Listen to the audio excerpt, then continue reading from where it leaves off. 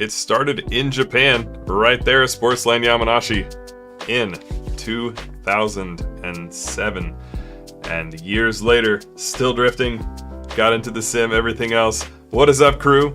Welcome back to another live stream and to the first EU bash that we've done in a while. My name is Ben, my channel is KameTrick, and I'm all about drifting. I've been drifting in real life cars since about 2005. I got into sim drifting for a minute in 2006, but I didn't have very good hardware, didn't stick with it, and then came back to it around 3 years ago. So we've been having a good time, and primarily I live stream every week on Friday nights.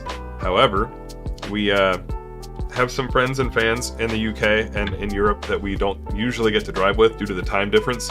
Basically, when it's a good time for you guys, like right now, I'm stuck at my day job. And then when it's a good time for me, it's the middle of the night for y'all.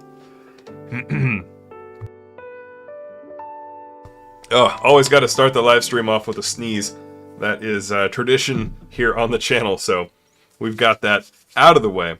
But yeah, we've got a good set of tracks lined up for y'all tonight. We got 4 tracks coming up. We're going to start out on Meteora to get warmed up, which is one of my favorite tracks. Then we are going to be moving over to C. Toretto's track, which is Kalahari. He actually did up a KameTrick Matsuri version of that, which is pretty goofy and fun, so you'll get to see that soon. Then we'll roll over to Speed Sports Racing Park, where they did Final Bout in Texas, and then OTM Lime Rock to close us out. Also, for our second track, we're actually going to rock the Gravy Garage cars, which I haven't driven before, and still haven't, actually. I just got it set up, so we'll see that soon. But that is going to be all E36s and E46s, which will be a little goofy, but I really wanted to get the feel of a proper EU Matsuri. I need to seek out some more car packs that have European cars, so that is a improvement point for the next time. We do have some special friends who are coming in addition to the usual crew from my Discord, and some of the European crew from my Discord as well, so good to see you guys again. But today we have got C. Toretto, we've got G2 Fast, Shifter, and those gentlemen are all veterans of the KameTrick EU bashes. They always come out and support, which I really appreciate. It's very cool to get to hang with other content creators and also to get to be the person that kind of brings us all together sometimes for these little collab and hangout sessions. We also have Goosiest in the house and Was Up as well, which is rad, so some new folks, and I'm looking forward to driving with them as well.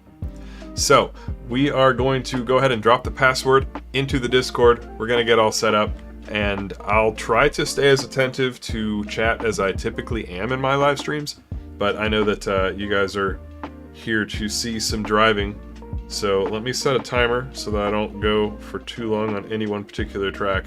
We're going to try and jam for about a half hour at each track, so we'll see how this goes. We're going to roll to clips as well, so that I can put the GoPro on, and we're going to go straight into some POV stuff. So we'll drop the password in right now. I'm getting suited up as well.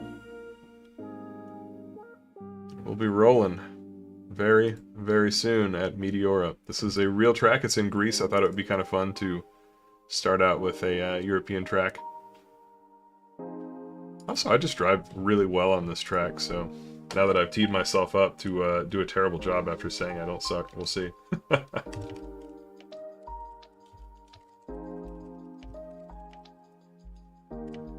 Alright, couple folks can jump in with us. Just whoever happens to be free. The join information is in the video description, and it's really the same as it is every time. So hopefully we will see you there.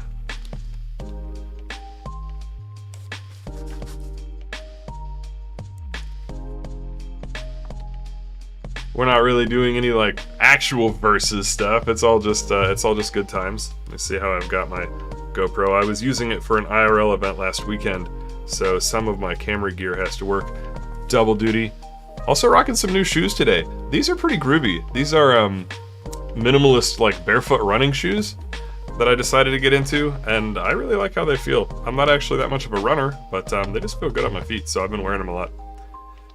Alright, I feel like this camera angle is acceptable, so we'll go ahead and get some car sounds queued up. Unmute myself so that I can actually hear my car. And let's see, I don't really need this preview rolling. So we'll just minimize that, find chat. All right. Here we go. Colto, your first time on this track? Oh man, it's such a good track.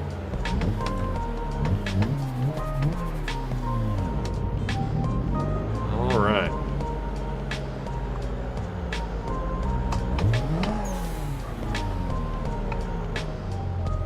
Of course I have chat huge, don't need it to be all that.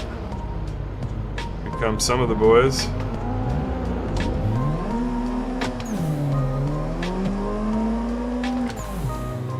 Just ease our way in here.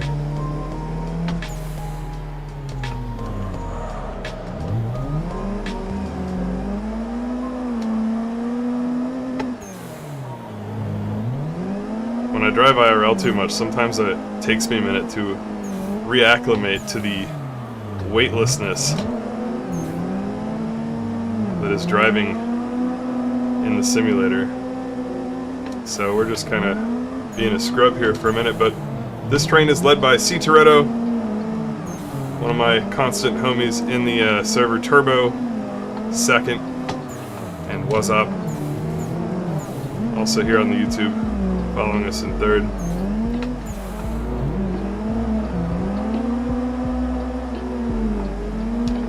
We're just gonna see how we do here getting started. So the cool thing about Meteoro is that you can choose to drift all of it if you want to, or you can use this section as kind of a staging area, which is frequently what I see people do. Came in a little late.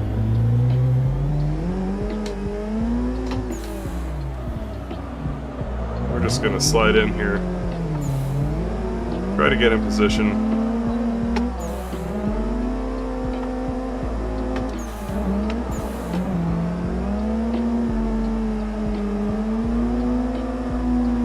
Shake the cobwebs off because I really have not driven in a while. I don't get to practice during the week too much. I've been hard at work. Hard at work on my latest video, which is actually a how to drift in real life video. So the video that essentially made my channel pop off more recently in Assetto, we're just recreating that with the real car, which I think is kind of fun.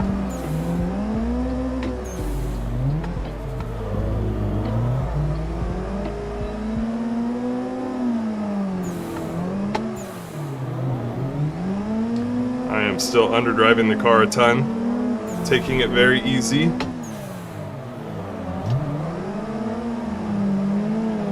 And generally when you're trying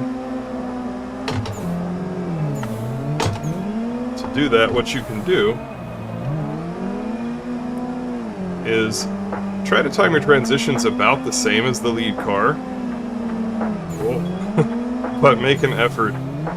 As I'm getting phone calls, probably from the hospital, because my health is kind of a wreck right now. Let's just turn that off.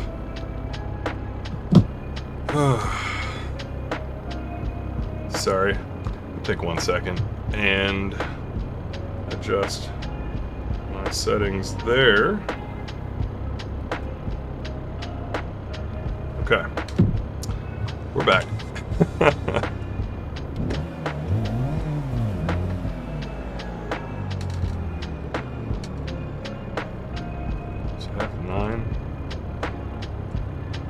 Did not realize that that was up. I almost can't even see that, to be honest. Cheers. Thanks, Latine. When drifting IRL, doesn't it hurt the shock absorbers and suspension? It really doesn't do too bad of a time. That's a great question.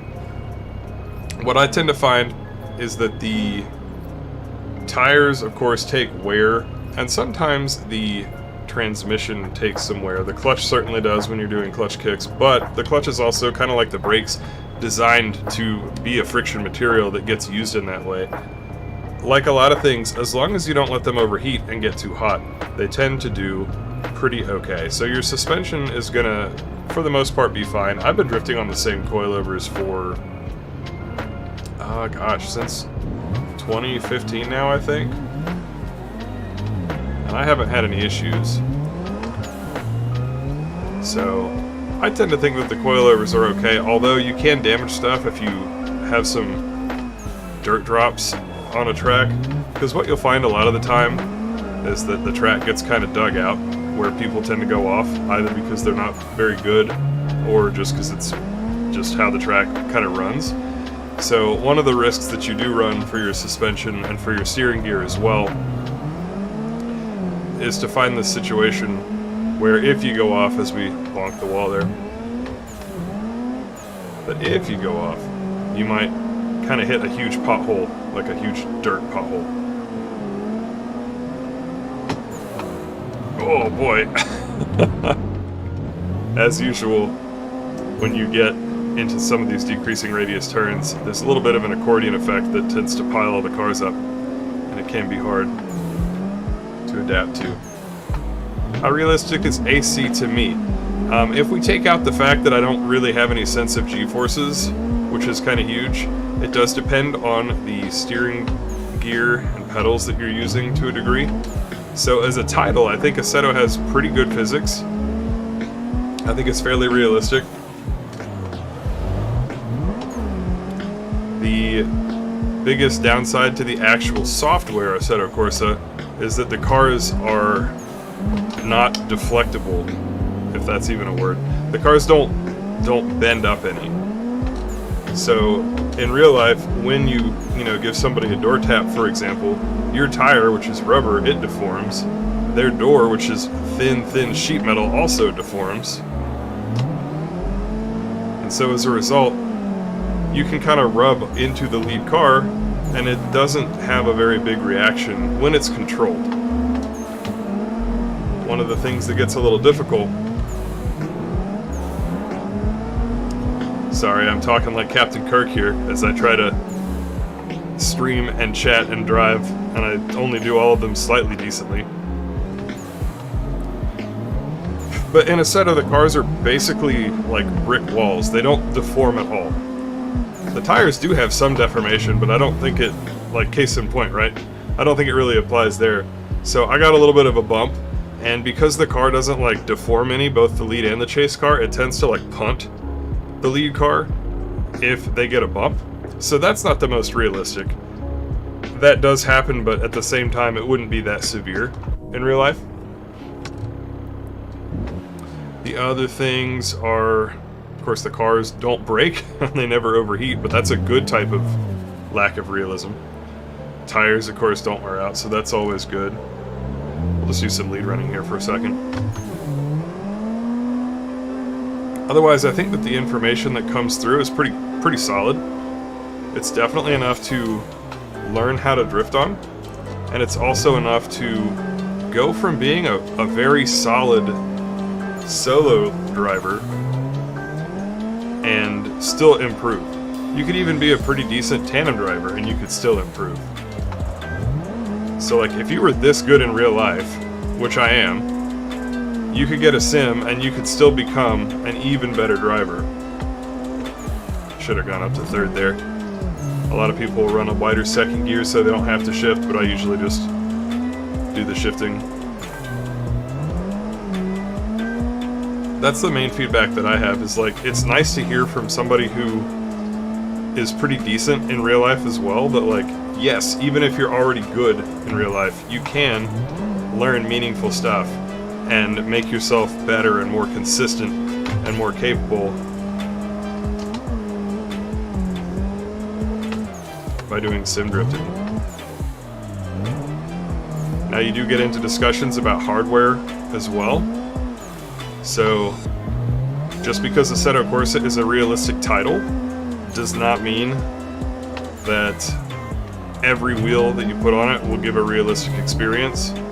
I'm really not a gear snob when it comes to Assetto Corsa or sim drifting in general, but I will say that you need a wheel that will have the ability to self-steer really quickly. You'll notice if you watch my hands on the wheel here that I'm not actually steering the wheel during the transitions. I'm loosening my grip on it and I'm allowing it to slip through my fingertips. We'll see that again here. Now I can conceal that a little bit if I want to, or I can make it very obvious. I can actually pull my hands completely away from the wheel if I really want to, and you'll see those transitions. The significant thing about this is that you need a certain quality of motor in your wheel in order for it to spin this quickly. And unfortunately, some of the entry-level wheels, although it's getting a lot better as direct drive tech becomes more and more accessible, but some of the entry-level wheels don't have that. And I think it can set people up for a little bit of disappointment or disillusionment, because they'll get a Assetto Corsa, they'll get all set up, get their favorite car packs, which that's a whole different discussion in terms of realism, and then they may find that if they're on a gear drive wheel, for example, they don't quite have the same experience. Hey Jacob, what's up? Yeah, I'm off today. We're doing a bit of a YouTuber bash. We got probably, certainly over 2 million subscribers worth of content creators in session with me, which is always really fun. Small fish over here, hosting. But you know how it is, it's about that networking. We're actually just catching up to one of our guests here in the S15. So we might as well talk about how do you catch up to people when you're drifting. Our lead car here is C Toretto. As I forget to upshift to third again. So when you're following somebody and you're trying to catch up, which really you shouldn't be trying to catch up from this far away if you can help it, unless it's a Matsuri event and they're your friend. Closing speed is the biggest risk factor in real life drifting that causes people to get into wrecks when you're trying to like blast up to somebody, especially if they wipe, because the difference in speed makes it such that you just can't slow down. But as you can see, we're slowly catching up, and the way that we're doing that is running a little bit tighter line when we can, and a little bit less angle, depending. The more angle that a car has, the slower that it tends to accelerate forward. So you can see, for example, he transitioned from one edge of the track to the other. I only transitioned to mid-track. Same again here. I'm still staying in drift the whole time. Also, I'm apexing this about a car width tighter. And we're taking our time. Obviously, you could just grip up and drive straight up to somebody. And there's not going to be every single turn where the lead car goes wide in such a way that you can make up ground. But slowly, you can do things to improve it. And if you want to be really aggressive, you can cut super early, e-brake, and then clutch kick out. So if I really wanted to do something a little bit less like, less lead run looking, then we can roll in like that. That was my fault. I did not account for the lead car there. Jacob, too kind, man.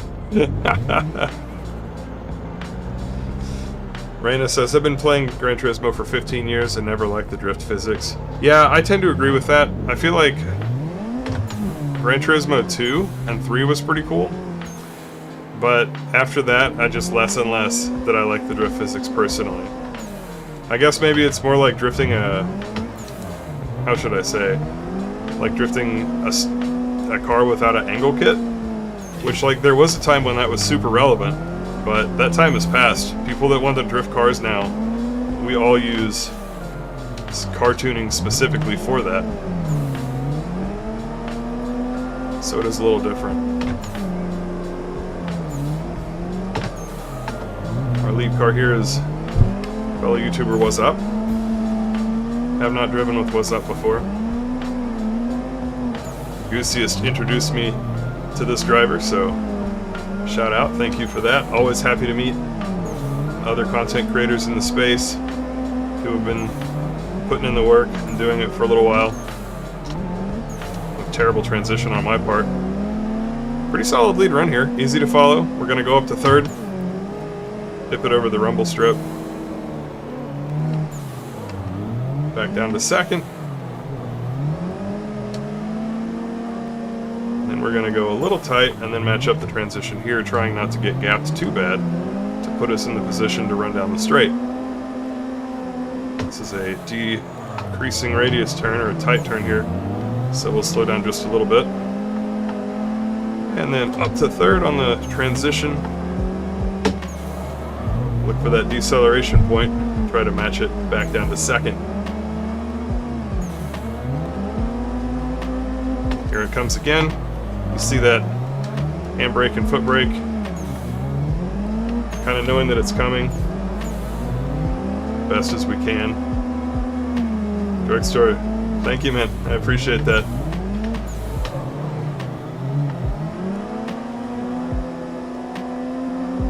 Up the third again. Here, limited here, so I usually get gapped a little bit.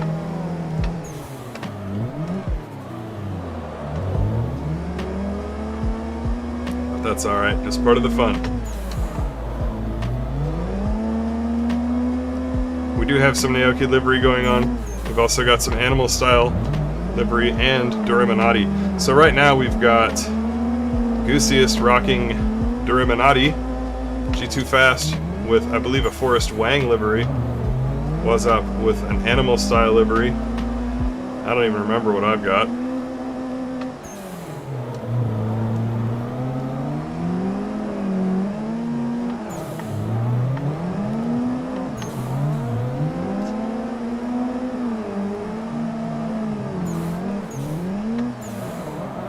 Ooh, that was interesting. Product Consumer, what's up, man? Good to see you. I feel like it's been a little bit.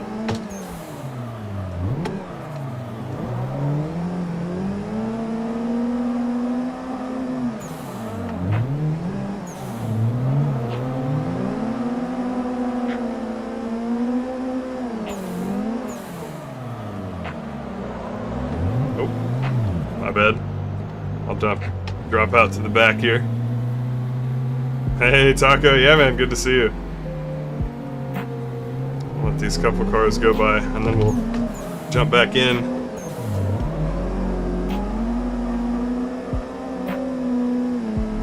So, Taco, I actually posted this to the Discord about 3 days ago that I was going to be doing an EU stream. I happen to be off work today, which is a beautiful thing. I needed the break. Been feeling a little overwhelmed trying to balance the day job and the drifting and the content creation.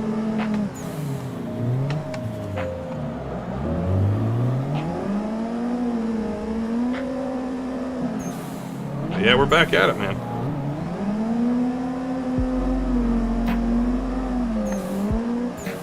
Alright, let's make sure that we don't punt Goosiest the first lap that I do with him. That would be super rude. We're not trying to be on that wavelength here.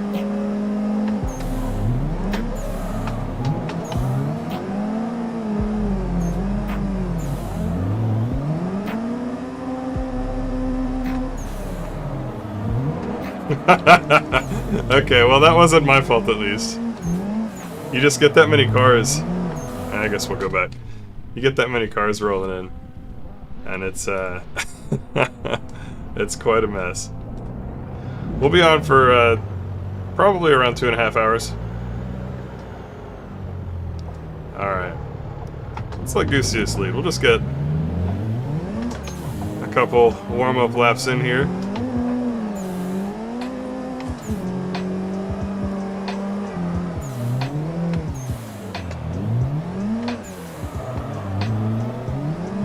Try to get set up. Time our transitions well.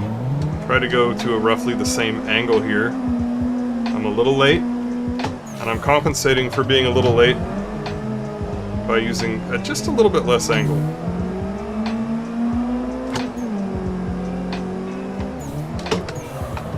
Alright, he's nice and smooth on the deceleration there. Some people use a little bit of handbrake that's a little bit more abrupt. Nice and smooth there as well.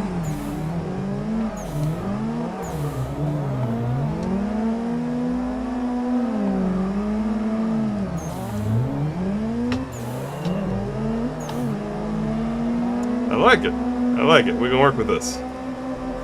Unsurprising. A little bit of understeer as we pop off that curb.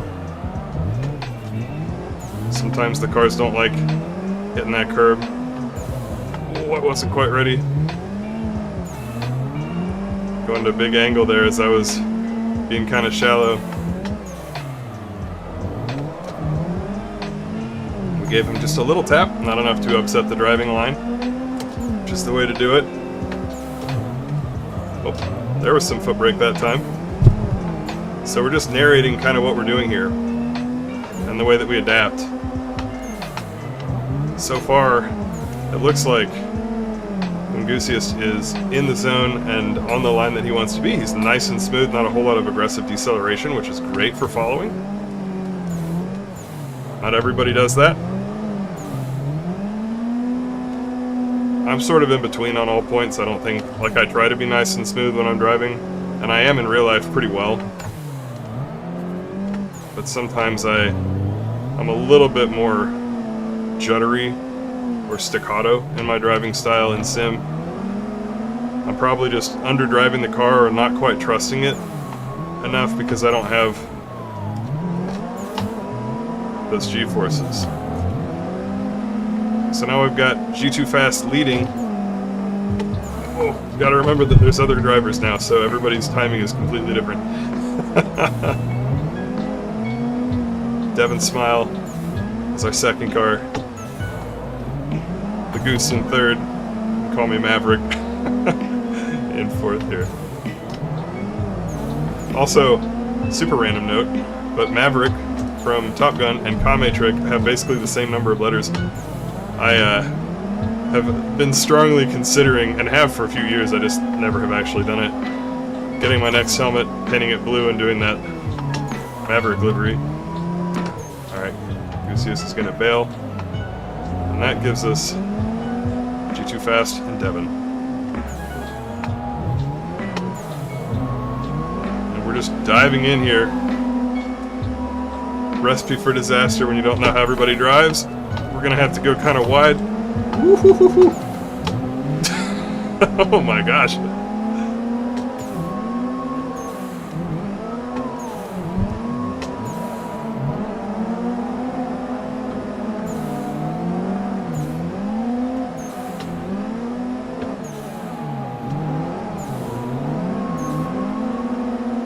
All the left foot brake in the world. Save us, left foot brake. Thank you, left foot brake. Holy shit. Oh, we finally... Yeah, bonk. We finally caught the rear of the lead car. Wow! That was a trip.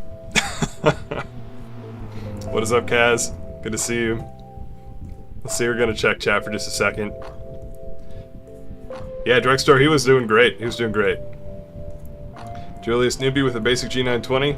Welcome, welcome. We're going to be running some Gravy Garage cars next time, which is kind of cool. Hunter, good to see you as well. Yeah, I did not catch the question. Let me see what Lena had to say. I was, as usual, I'll scroll through chat, take a certain comment, question, or point, and we'll get into a bit of a rant while we drive, and then back to it. Hey, Dan, so good to see you, man. Oh yeah, different cars for the first time in ever. It's all E36s because, and E46s because bash time. Alright, I'll do a little bit of leading here. I have not tried a Thrustmaster just yet. Alright, people coming in, here we go. What's up, Two Thermal? How are you? Thank you for checking out the stream. Welcome. We do live streams every Friday, by the way. Usually at 9 p.m., which isn't the best time for folks in Europe. But if you want to find some folks to drive with, definitely hop into the Discord. Because this is not like a one-time thing. Although it is cool to have some special guests from my fellow content creators.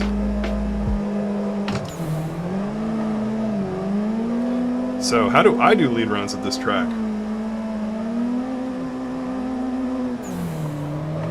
Well, my style is almost to drive with just the gas pedal as much as possible. That's just the way that I came up. Because I learned on a super low horsepower car, things like using the brake just didn't make a ton of sense to me, although I'm getting better about that. So we're going to start out in second, up to third. Roll through here at lowish angle, back down to second.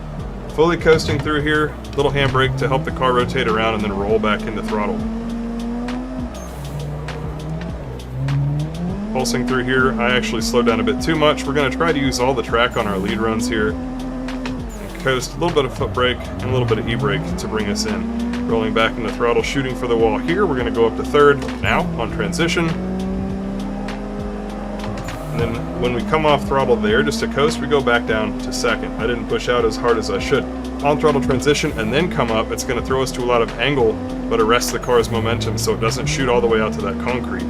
If I'd stayed on throttle the whole time, and you kind of do the same again here, as I angle stall just a little bit. If you stay on throttle, the car can go to lots of angle, but it can also push right out and go too far outside on tracks where the wall kind of comes at you aggressively. Got into the grass there, but we'll be fine.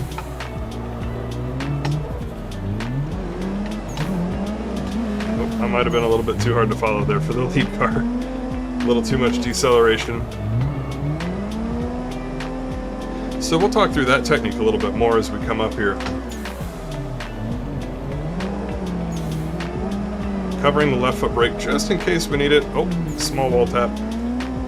Not the end of the world. We can use left foot brake now. So we're going to on throttle and then come back off for just a second. It's going to keep the car from shooting out too far. I was going a bit slower there from that wall tap. Here as well, we start the transition and then we ease off the throttle, and that's so that we don't go into the grass out here. We can put the tire on the grass, but if you don't do that, then the whole car is a lot more likely to just end up completely off the track.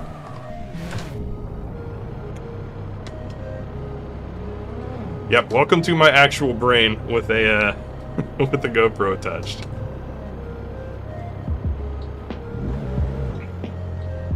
It's real head motion in the most literal way. I want to get one more session in with the current track, and then it will be time to move on. We're keeping a fast pace, keeping things interesting. Next up, we're going to be trying out the Gravy Garage E36, E46 compact, as well as wagon from Gravy Garage. Road Rider, good to see you, dude. How are you? I should really get back into trying to do this once a month or something. Obviously, I wouldn't expect my fellow content creators to be able to join in every single month like this. These are kind of unique and rare, so I tend to have good luck getting folks to come hang with me.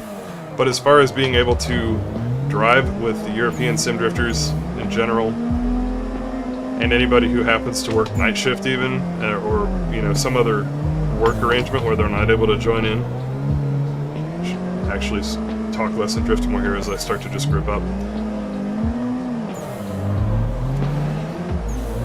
I'll just bail real quick. Got a little bump. Maybe a future Friday, yeah. I mean, we'll certainly give it a try. It's going to be interesting to see how badly I suck. I've tandemed with other people using gravy cars. I myself haven't driven them yet, though. Turbo, if you want to follow, you are welcome to. He is going to accept the offer. Very good.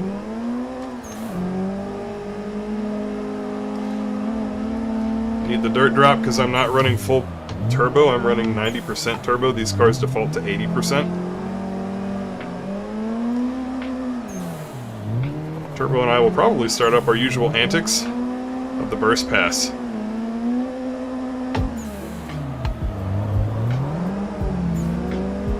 Oh, so smooth.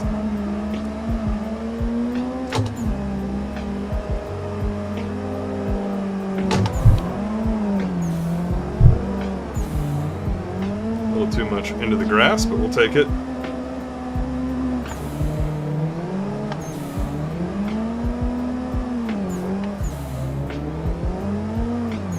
Alright, let's see if we can go for it. First try. No communication. Yep. We are of the wavelength. Doing it. This is what we do here in the KameTrick Assetto Corsa Sim Drift community. This is just normal for us. I'm not the best sim driver out there, but we do have a good time.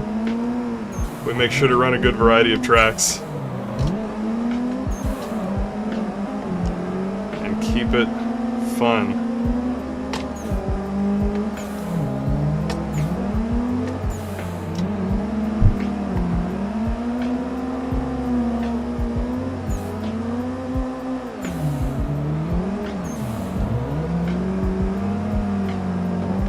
Ooh, got the little bump there. We'll be alright. We're going to get in position to dive in.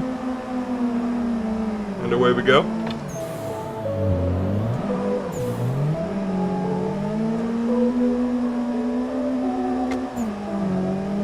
I just picture the old, like, FPS voice, lost the lead, gained the lead every time.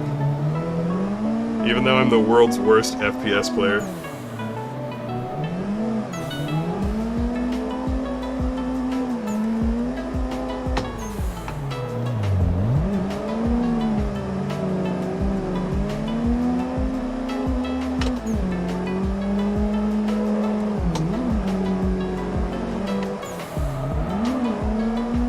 Really sure what that was. I feel like we got bonked pretty hard by somebody rolling through.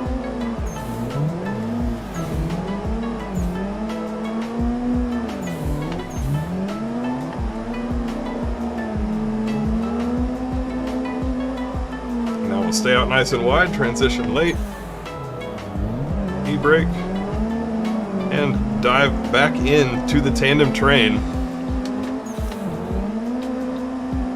Of course, doing that sometimes screws up your ability to get into the gear that you want, so the transitions get a little odd. We'll work our way back into position here.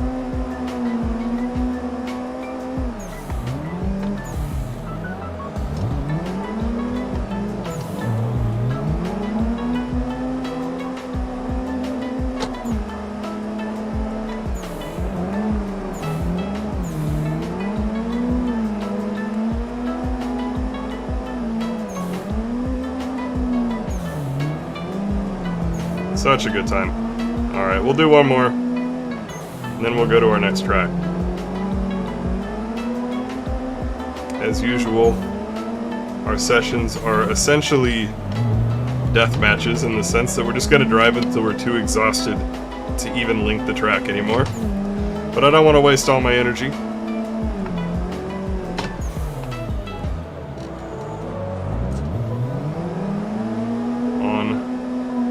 Just one map when we got 3 more to run. So we'll do one more lap. I'll come visit my buddy Colta. Almost took him out there.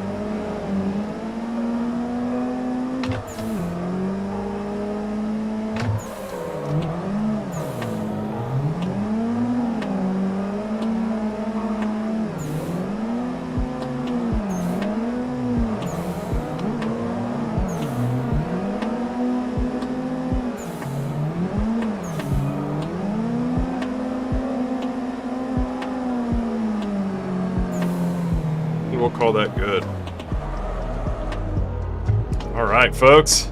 There's our first map. Thank you for watching. Welcome, welcome. We're going to go to clips for just a second. Take my 30-second break from wearing this GoPro helmet. Whew. What a good time. Use our car audio for just a moment as well. How are we doing? Y'all having fun? You too fast, thank you. Yeah, man, that was great. We're gonna go to our next track, and we'll get it queued up here in just a minute.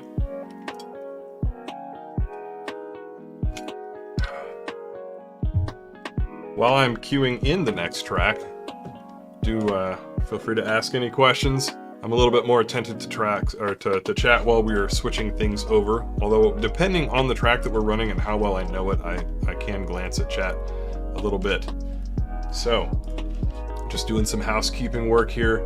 Our next track is going to be Kalahari, which is C. Toretto's original track. Pretty cool. He did decide to decorate it a little bit for the KameTrick EU Bash, and it's a little goofy. I'm not gonna lie, but I like it. It's I'm a little goofy, so it's fine. I'll let you look forward to seeing that here momentarily. Alright, we just need to reset the server. Give our brave European pilots a chance to rejoin. So, there we go. Everyone who's not in voice, because I don't have the guys on voice chat for this live stream. Not everybody talks in their own content, so I didn't want to make anybody feel obligated to be like on the air, you know? But everyone who is still in there who's not aware, they're about to see how the cars do what they do when you lose your server connection, which is kind of hilarious, if I'm honest.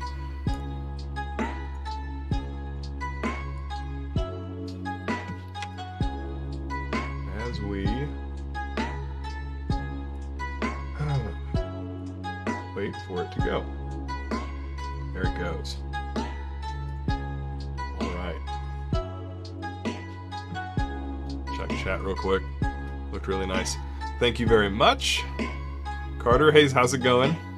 Watching during work, that's the way to roll, man. First time you ever drifted on purpose. Yeah, we're gonna try out Gravy Garage today, indeed. Devin, you are killing it.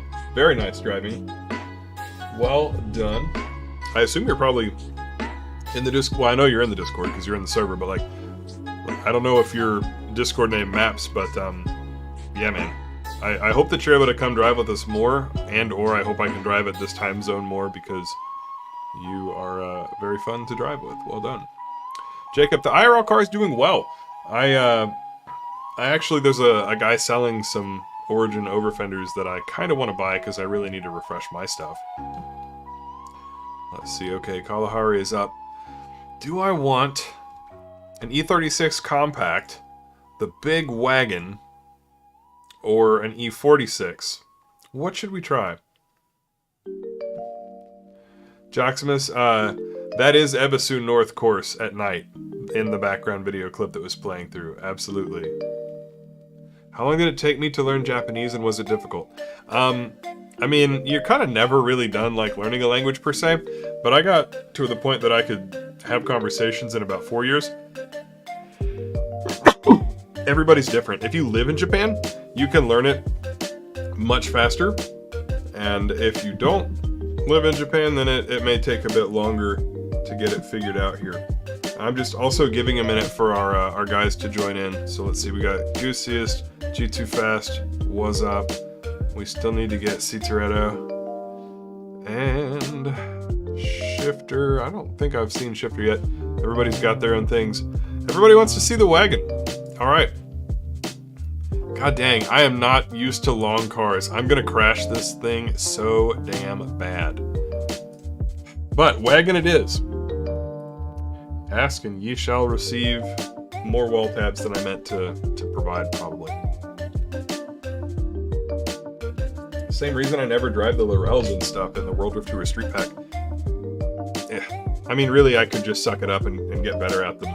But I can rely slightly on the excuse that my real car is an S13, so I tend to stay in S chassis just for helping out my IRL driving. Although really at this point, I'm decent enough that it's not an issue. Now, I haven't ever looked at this car's settings, so I'm just going to take a second and see what we're working with here. Looks like everything's basically maxed out on these cars from the start. So, I guess we'll just drive it stock. See how that goes. Alright, we're going to drop that password into the old Discord. Real quick. So everybody else can join in the fun. We just always give folks a little bit of time to get in and enjoy the driving session. Alright, so password is posted in the KT announcements channel. Let's see, we need to pull chat in. I have tried the WDT, oh, I haven't tried the WDT 350Z. I could certainly adapt. Yes, this is true. I could certainly adapt. Mike Markley, how's it going, man? Sorry to hear you're stuck in the office right now. We might have a tiny bit of entertainment for you. just note for all you watching, I have moved chat. It's over here, so now I'm gonna be. I like to be like organized and look at the camera while I'm reading chat, but not all things are perfect, so we're gonna roll with that. Put y'all back into clips, get car sounds back, and re-equip the GoPro. That's crazy. How's it going? Mega. So I just had an IRL event last weekend, and my next one will probably be in November. I don't have anything that I can make, I don't think later this month. There's one around the 22nd, about 2.5 hours away from me, but I have plans with my wife for that. She's got a twice annual thing that she does, and I'm usually either there supporting her or I'm on dad duty, and we can't really know when that's gonna fall in advance. Like, it's so infrequent that we just do it when it's kind of like her turn. She's super supportive too, so of all my stuff, so I love it. It's great. All right, let's go away from my S13, flipping buckets on the track. Get back in here. Okay, this angle, viewing angle, looks pretty solid to me.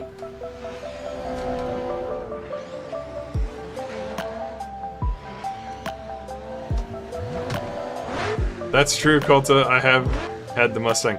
So for those of you who watched the Cletus Fujiwara video at Ito Hazuka that I posted, this guy, Colta, in chat, is who put that together. So that was pretty cool. Okay, I guess we're good. I'm gonna try to figure out how to turn this car's lights on, because lights are always nice. Oh, I'm so not ready. I love the model with the stuff on the roof. Holy crap. Alright, we're gonna try out Gravy Garage cars for the first time. I definitely don't need to be following anybody for this, although I might end up following somebody because that's just how it is. Ooh, they sound good. They're nice and loud. They're probably louder than I need them to be.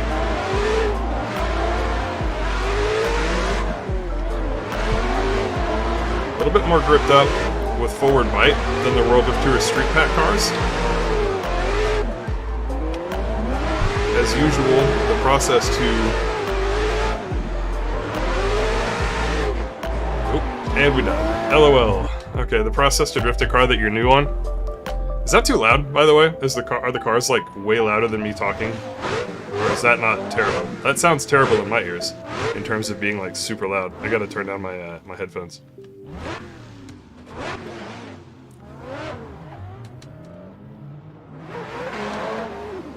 It's a little loud? Let me know, chat. I'll drive for a second. I'm gonna feel of these cars over here. Yeah, the GoPro sometimes overexposes it. Alright. I'm gonna just do a solo lap to feel the car out.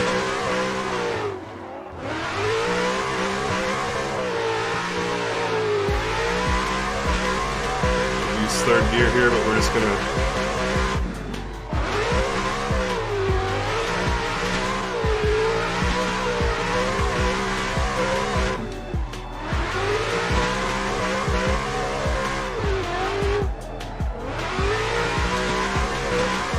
So, in a way,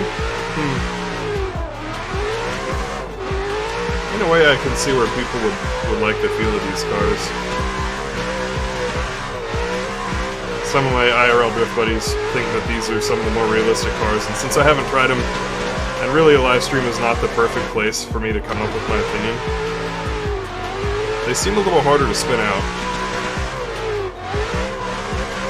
The Street Pack cars, WDT Street cars, are pretty easy to over-rotate and get too much angle. And so, like, you have to drive them a little carefully. Ooh, too fast, unless you're just super used to it. Let's try third. Bonk, bonk. But I feel like these cars really resist the desire to go to too much angle. They feel very gripped up compared to World of Tourist Street Pack, which is what I'm most familiar with. I really need to use third there. Note to self.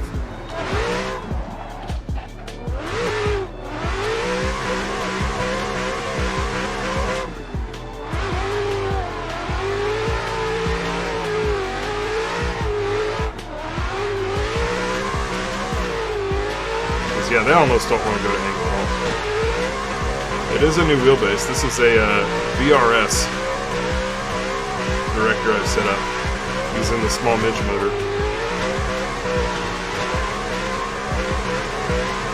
So one thing I noticed is you can really shut these cars down.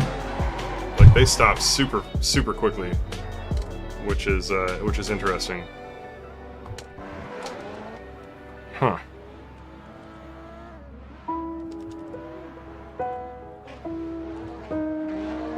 Okay.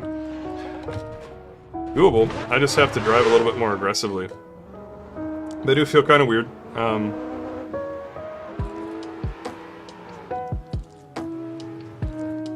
Alright, yeah, let me adjust the audio too while I'm thinking of it.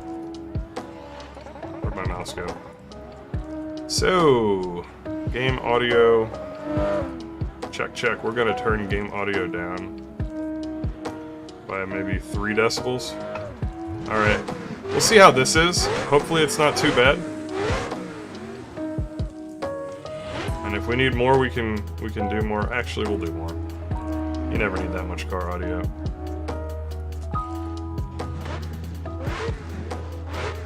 Alright. They have so much grip cultic. Like, my car does make...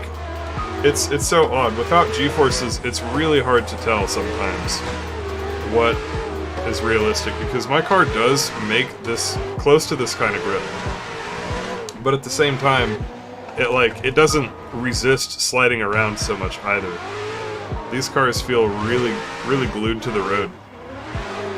The steering is a lot heavier too, which of course is something I can adjust.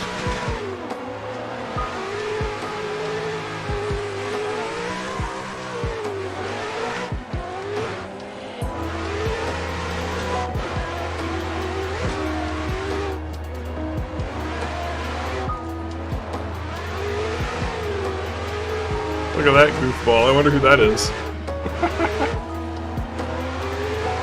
Alright. Let's actually, as we get adjusted here, try to drive in a little bit.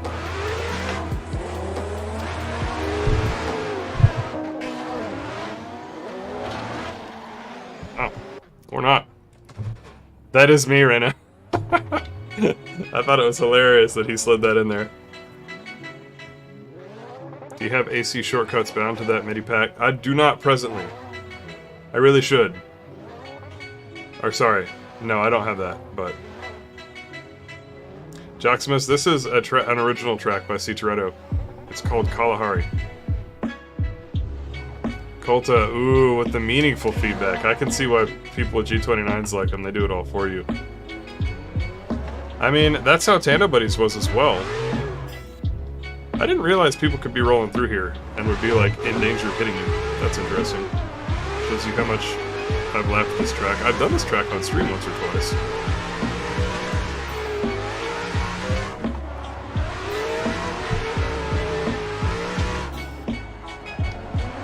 Man.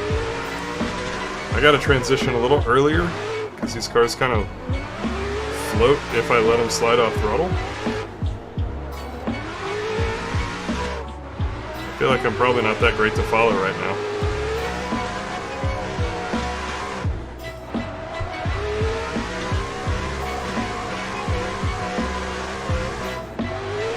Little wall tap.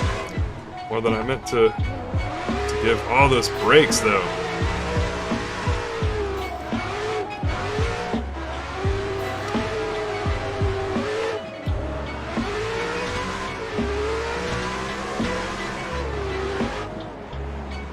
Hi there. One thing that the WDTS cars do really need, though, is enhanced models and enhanced sound effects.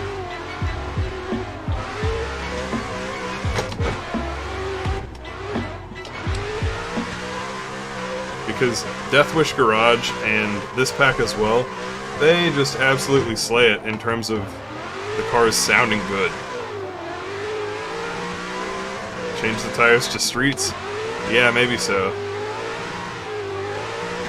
It'll depend a little bit on what everybody else is running, which is the dilemma for IRL drivers everywhere, too.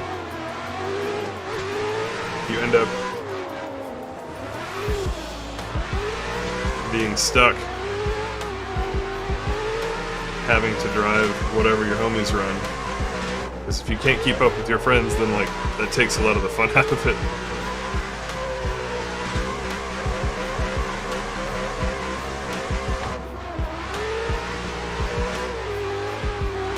Alright, well I think I've got the gist. Gonna park it right here. And see who we were leading. We were leading everybody. Okay, well, that's fine.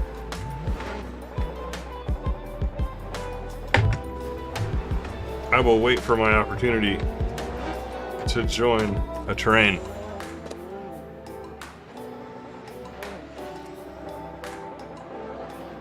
Well, true, you could swap the sound out. I like want the mod community to be able to add those. There goes Turbo. Let's see who else we've got. There's Goosiest and What's Up. We'll follow them. They're on voice chat on their own, having a good time, talking about a band of merry men from the Discord, I'm sure, and how crazy we all are. But we're gonna try to join in here. So, What's Up, the second car, is in the same car model that I'm in. So that's what I must look like. It's pretty cool.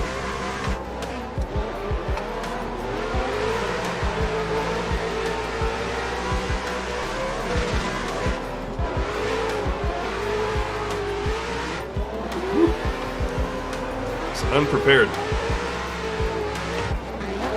Oh, there's a crash. We're gonna see it in advance, read it, and shut down. All the left foot braking.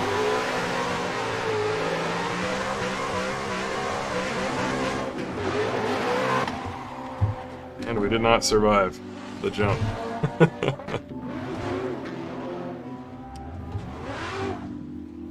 Let's try again.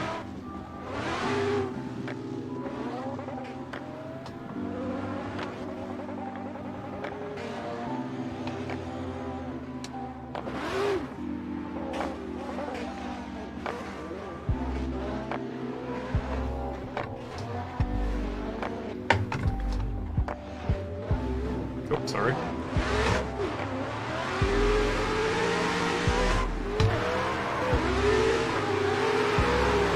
So we're going to try and match our transition timing on a car that I don't know how my own car transitions very well, which is going to make things challenging.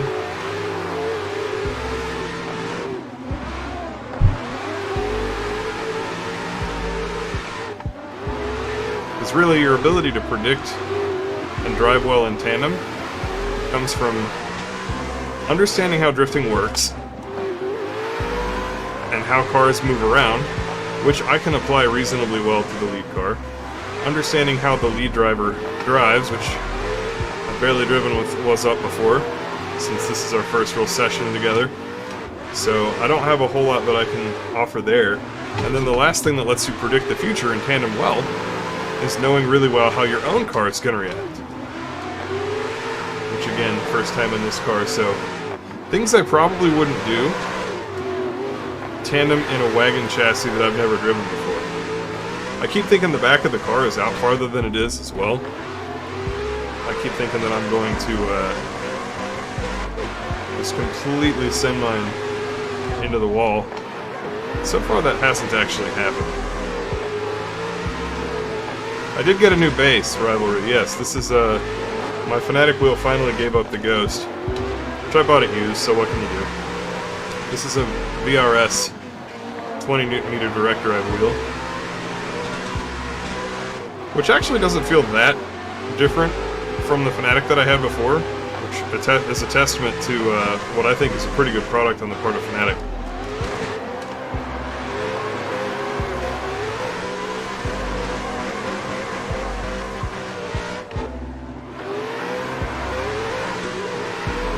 The thing I like about it most is that it doesn't really overheat. There's not much risk of anything breaking. Oh, I knew that I was in the wall that time. Watching the lead cars and seeing a small wipeout take place.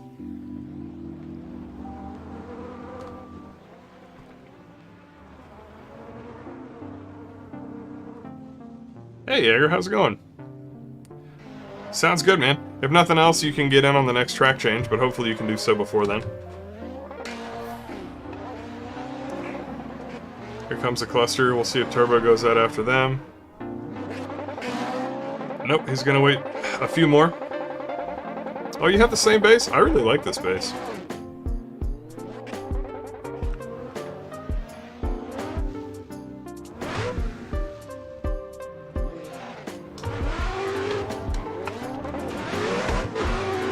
I'm glad that doesn't happen at IRL events too much, where you have, like, that awkward, is it safe to go? Is it safe to go?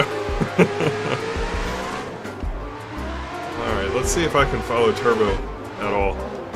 Turbo and I sync up really well in terms of how we drive normally. And he's probably driven this car before. It just seems like, I don't know, almost everybody on Earth is a little bit more varied in what cars they drive than me. I pretty much know what I like, and that's what I drive. I didn't expect him to hit the brakes right there. I don't even understand what just happened.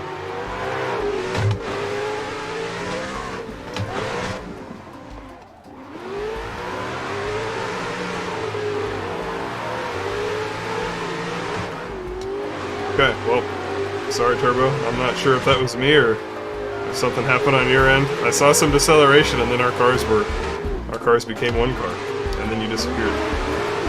So, beam us up, Scotty. Teleport.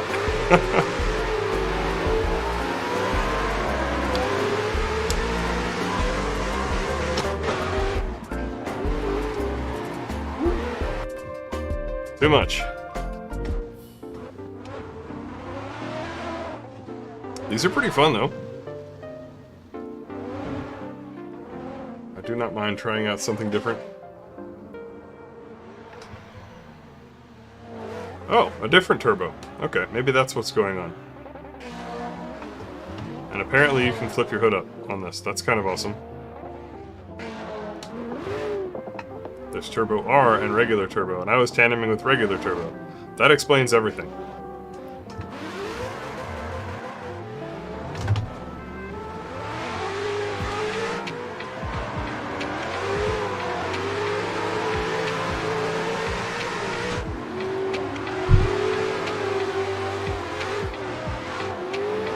Alright, let's get there.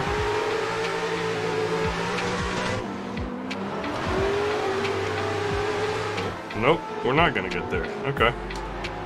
Sometimes it takes a minute to sync up with the lead car. That's the car I should be driving. The tiny car. I like my tiny cars. Alright.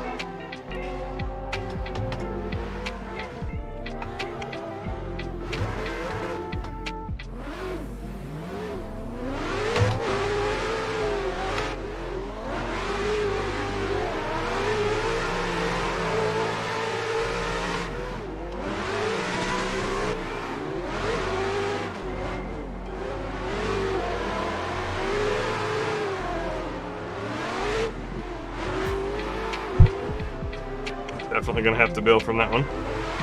Could have been worse.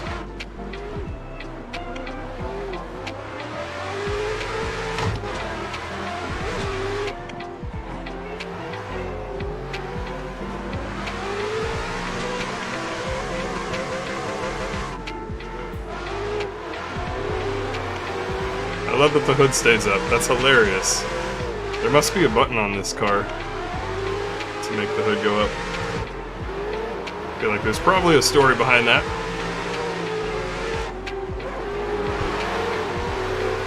Bonk. And there we go. Now we're finally starting to get too comfortable with the car and hit the back, which is longer than what I'm used to on literally everything. Which was my prediction from the start. I'm surprised I haven't done that more.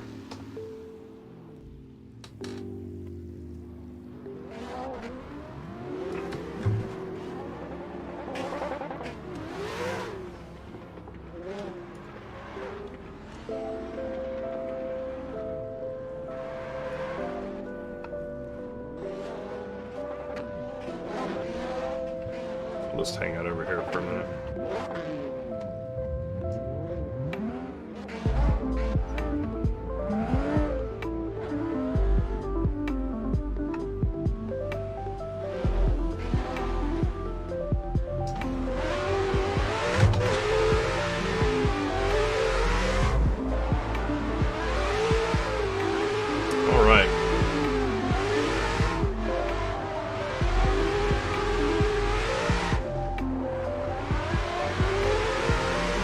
want to catch up to the gentleman here, so I'm going to attempt to cheat a little bit.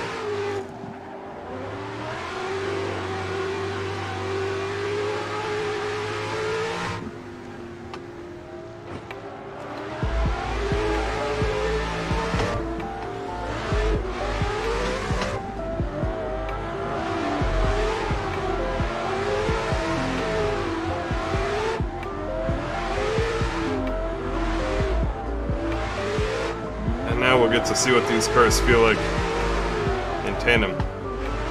First and foremost, my impression is that they feel kind of slow motion. It's like I have a hyper amount of control of the car. Just got a little tap there from behind. Oh, sorry, Secreto. That jump is possibly risky. Okay.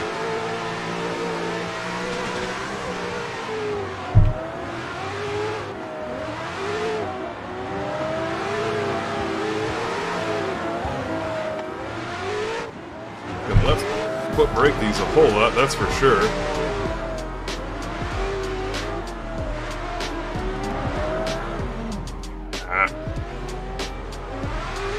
It's my fault.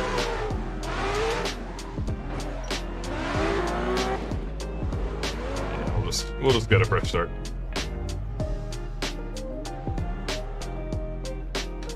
Rivalry. I really like that nothing can fall on the VRS, and even if something does, the motor and power supply are off-the-shelf parts. Yeah! Oh, that nothing can fail. Yeah, for sure, man. I agree. Alright. We'll change to the other half of the track here. A little bit faster section.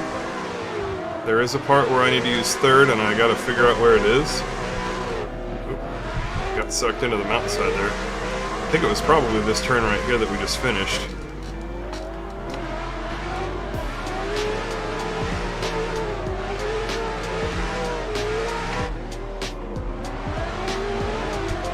Yeah, I'm continuing to bonk the back of the car on the mountainside.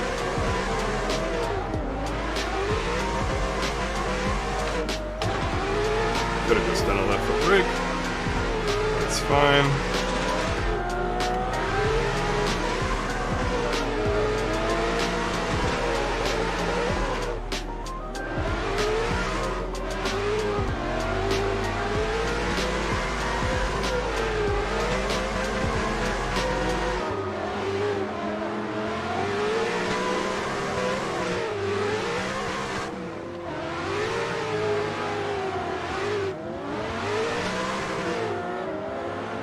Alright, so I think I understand the area that I want to use third gear.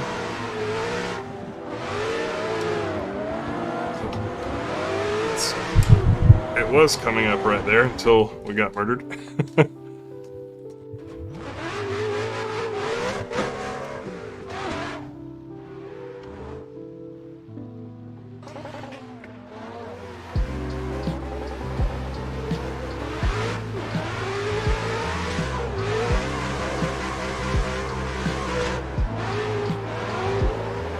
Too much.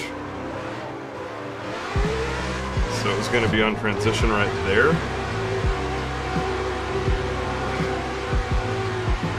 Listen to that bog. Oh man, near and dear to my heart. Go back down to second.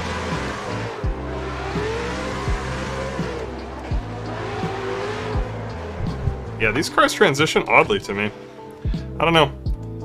Not sure how to describe that. I probably won't be able to analyze it while I'm actively on stream. I would have to pay a little bit more attention and have some time to feel it out more. But the general impression that I'm getting on the short term is like a vehicle that's awkwardly gripped up. To where like the car is fighting for grip so much that it's a little hard to drive. Which is what you'd get if you were in competition drifting, because they don't have rules to limit it in that way, and you need as much grip as you can get. But then you get these cars that are kind of... Oh, got bumped. I'm gonna hide over here. Could not hide over there. That was too distracting for everybody, apparently. What I was trying to say was that you get these cars that you have to drive them super aggressively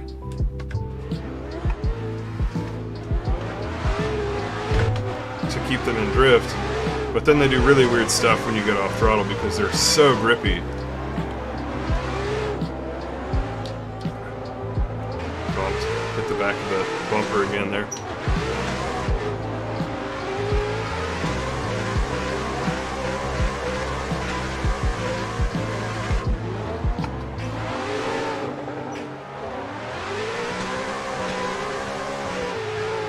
So you'll see that I'm not as comfortable in these cars, which could be a driver adjustment issue, of course.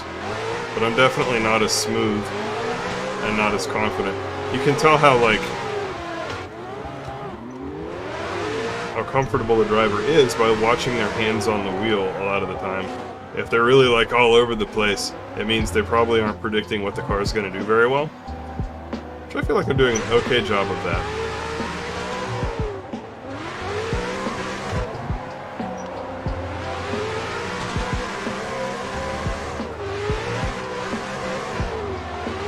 And also, of course, by listening to the throttle applications.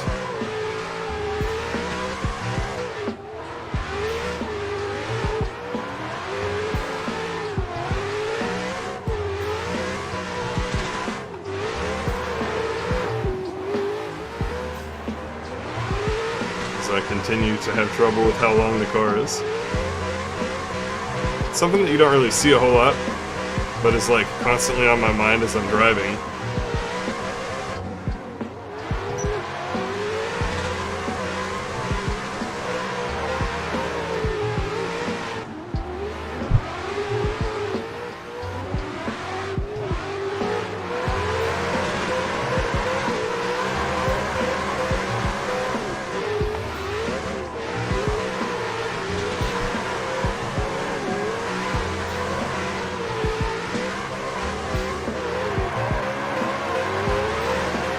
I do like how you can kind of drive up to the lead car with a little bit more confidence until you can't. In these though, which is interesting. PSI on the tires is 15. Ah. I see, I see. What's up, Cookie? This is Calamari by C-Tretto. Midwesties with a question. I want to learn left foot braking before buying an e-brake. Any drills or ways I can practice what left foot braking does to the car in drift? Or should I just gorge myself in YouTube videos? Yeah, for sure. I need to find a part of the track where not too many people are driving. So this stuff all applies to IRL as well. It's actually really cool. Looks like, can I go over this? Nope. Looks like, that is not an option.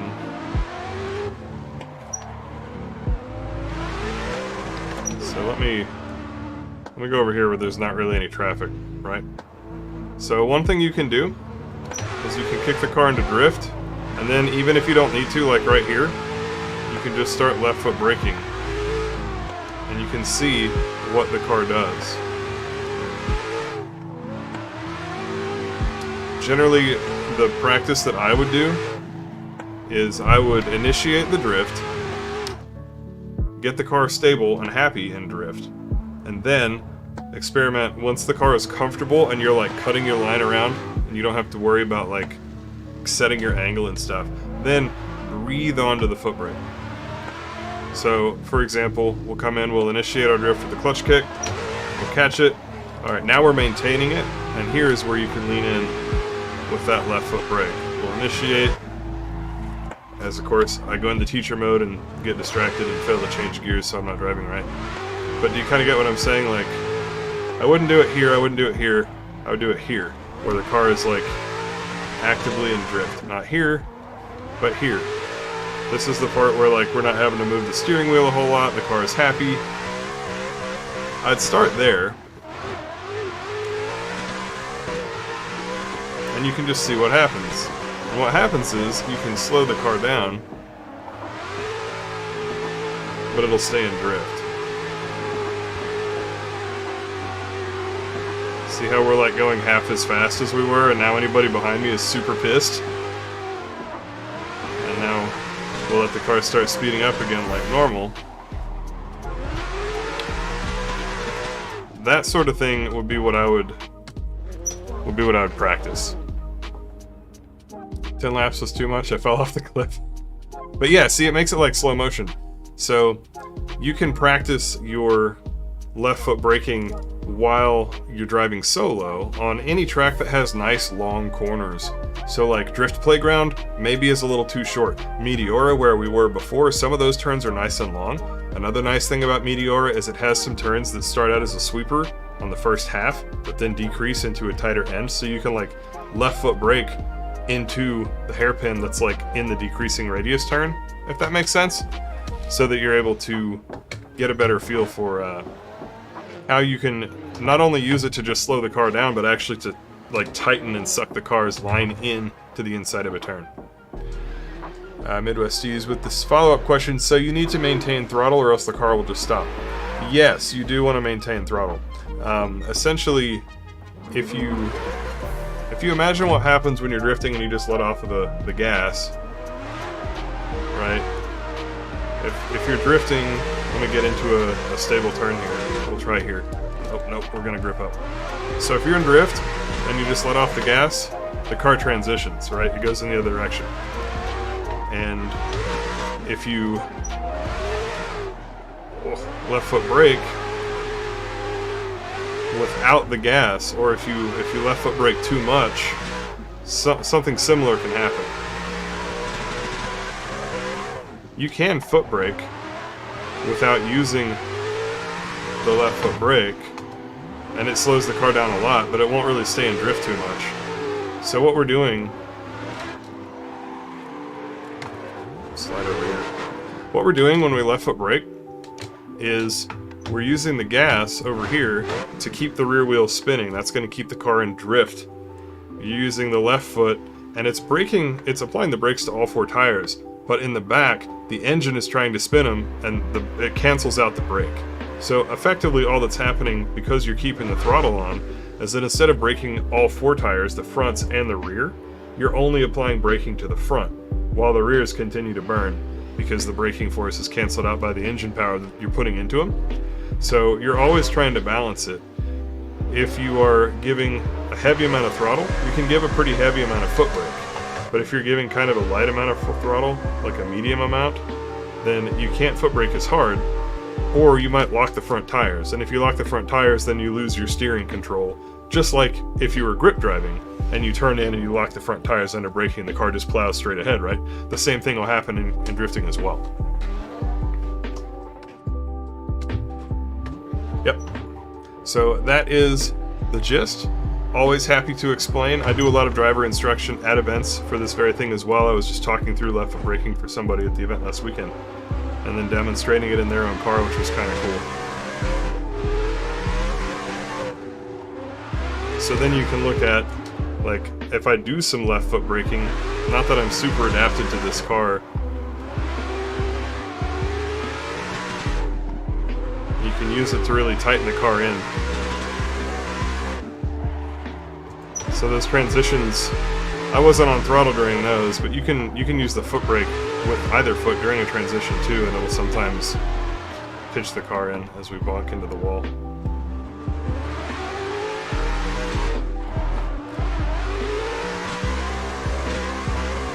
But what you'll use left foot braking for a lot, that's just regular deceleration. I just happen to do it with my left foot. What you use left foot braking a lot for is in tandeming, because your goal is to transition at the same time as the lead car, and it's also to get close to the lead car. But if your line is not currently synced up to the lead car, if you're near them, but you're not actually on the same line, then you might find, as I just hit all the walls, we're going to hide over here, let them go by.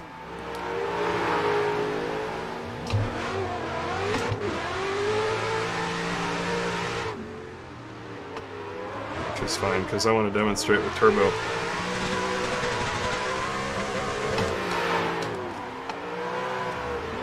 Alright, a little bit of a gnarly entry, but my goal in tandem drifting is to match up the lead car's line and my own. And if I do, I can pretty much just use the gas, and I don't have to do a whole lot else. But if I get offline, then there are times where I will left foot brake in those, like right here, those middle areas where the car is nice and comfortable in drift. And the reason that I'll do it is so that I can line my transitions up. So I'm backed up a little bit. I created a little space. I'm not so close with these cars. I'm just not very comfortable compared to the WDTS cars. I'm not comfortable enough to be as close as I would need to be to demonstrate this, but to give you the idea, I can left foot brake and like pull back our proximity. And the reason I would do that is so I can transition at the same time or even slightly ahead of the lead car, and that will let you get really close. So if I transition beforehand,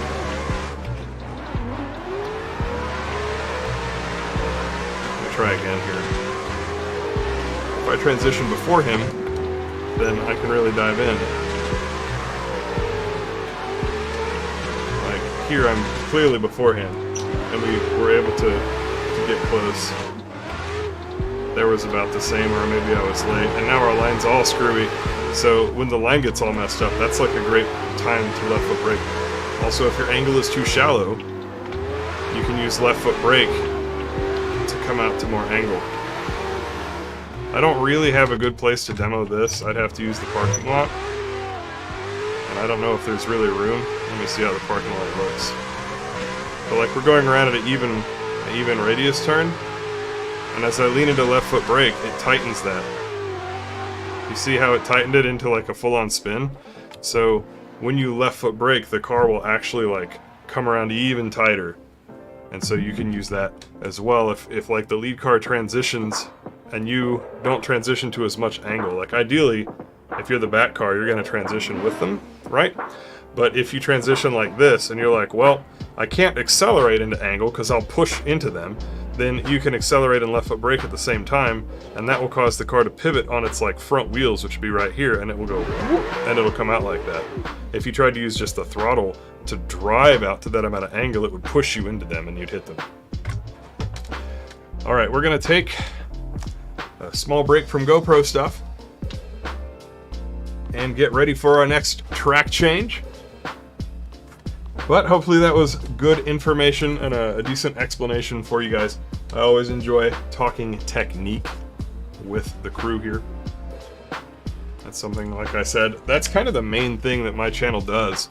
In addition to just enjoying drifting and showing drift life stuff, whether it's car builds or technique, the value that I think I bring to the world really for my content is to actually teach and break down and talk about the physics behind how different things work. So I love questions like this, and it honestly helps me to create good content as well.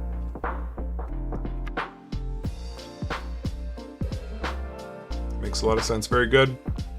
Starting the tandem, and it'll help to match their line, or at least not punt them. Yes, for sure. And so, like, in a way, the better you get, the worse you can drive, or to put it another way, the more like inconsistent of a driver you can jump in behind, because now I know that even if the lead car is way over here and I'm way down here, I know that I can like drive at them and then left foot brake out to them and then like wait until they get here, and then I can get on the gas and go around. I probably just did all that like ahead of the camera, but you know, they can be here, I can be here, I can left foot brake out and then wait for them to accelerate into the right amount of like proximity, and then we can be matched up. And you'll see me do that in my streams pretty regularly, where I'll either be catching up to somebody will get punted, and I'll just decide to close the gap, and I'll just zzz, boom, and then, you know, I'll be drifting the whole time, but I'll kind of aggressively drive up. That is how we do that. Okay, our next track, ooh, I'm looking forward to this one, is Speed Sports Racing Park. This is a challenging track. Only 18 pits on this one, so it's a little bit more intimate setting than some of our 26 pit tracks. However, this is such a fun track to link. The WDT Street Pack cars have just enough power to link it and not hardly much more. And so it really shows the skill of drivers. You know, spoiler alert, maybe we'll say it. It shows the skill of drivers in whether or not we can get around most of this track, because it is not just Power City. You actually have to choose when to use narrow angles so that you can scrape your car down and like link certain things. There's a few areas where there's multiple apexes that you can combine into one turn, and you need to in order to link the track smoothly without using a ton of e-brakes, stuff like that. So this track that's coming up is Pristine.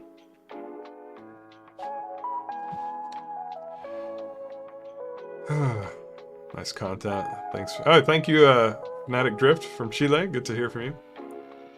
All right. So we've got our next track loaded in, coming in hot. I'll be adding the password into the Discord here shortly. Just gonna take a second to hydrate as well.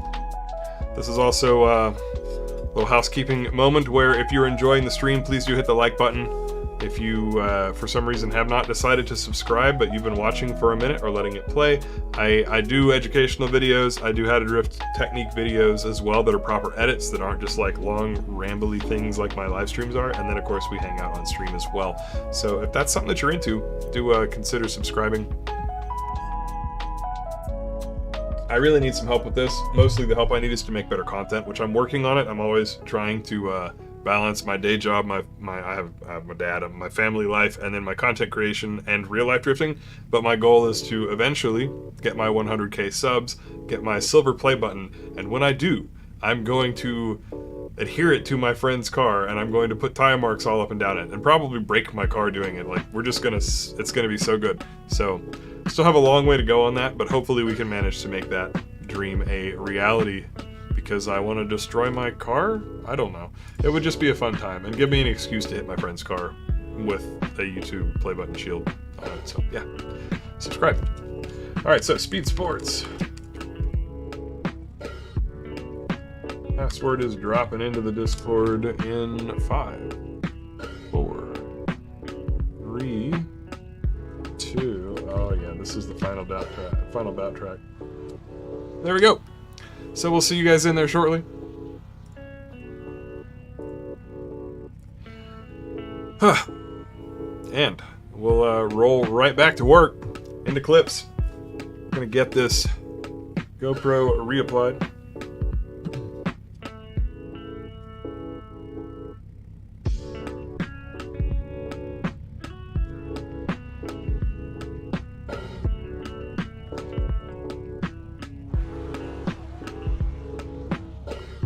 Alrighty. There we go. POV, and yep, that still looks kind of acceptable. So we can go ahead and minimize that. And I do think I need a little bit more power on this track, so we'll go to 90% and see how that does. Always try to use as little power as necessary. Product consumer, Toretto's map broke your wheel. Man, it was a bit of a aggressive jump there for sure. I enjoyed it. Fun map. Deshaun, Goosius was doing just fine. He was doing just fine. Avalish and Spades, good to see you, man. Yeah, it's cool to see you on stream. I know why. We don't normally. It's all my fault for not being able to live stream at this time normally, because I'm busy working. Oh, I see how it is, guy. Let's see. We can move chat back over to this corner, which will be nice. That'll do. All right. And we're gonna follow G2 Fast straight out. Oh god, these cars feel so different now. Wow. Okay. I need a few moments to remember how my car feels. Or how these cars feel. Whoa, they feel different. Holy crap. I was afraid of that happening.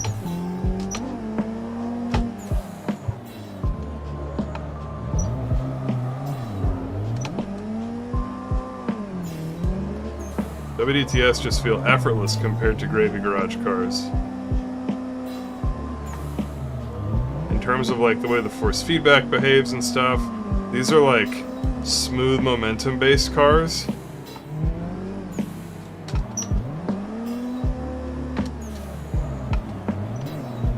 Also, shout out to the boys here, because my fellow content creators, I don't know that they tend to live stream, so unlike me, they might not be fully comfortable showing their skill level on tracks that maybe they've never tried before. But I've driven with everybody a little bit now, and I can tell you that they do just fine.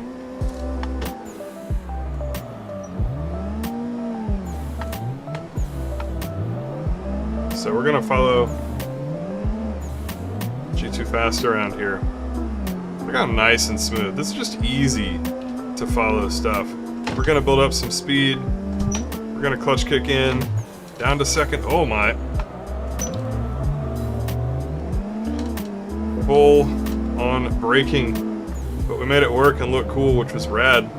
There's that left foot brake technique I talked about. Here it is again, so that I can back up without punting him. He did a pretty big decel there. I wasn't ready for it.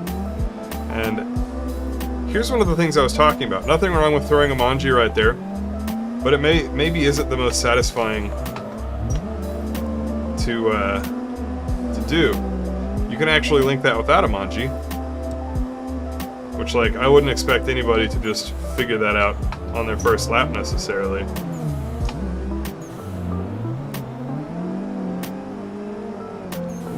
But I'll have to take a break so that I can get some clear track and show what that looks like. So I got one more car to go by. Cool.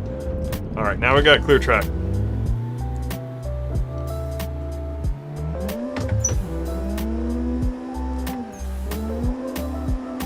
So let's talk about it. Alright, we're gonna come in. This is a track that's not too far from me. I really want to drive it IRL. My car would be so good here. Alright, we'll build up some speed. Up to third. Clutch kick in. Down to second. Foot brake and e-brake. Not enough of either. Alright. Let's do that over.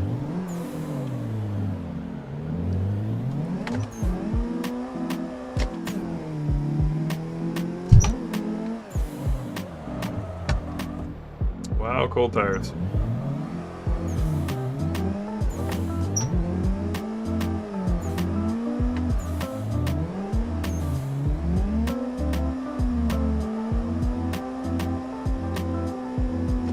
So up to second with the clutch kick, the foot brake, the e-brake, clutch kick out.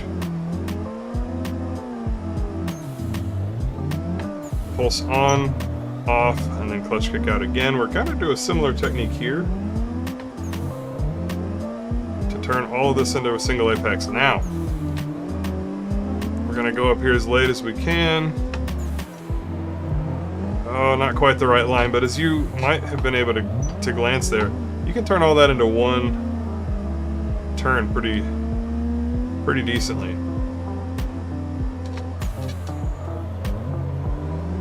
Takes me a minute, and then again here we're going to pulse, come off, and then roll back in with a clutch kick if we need to.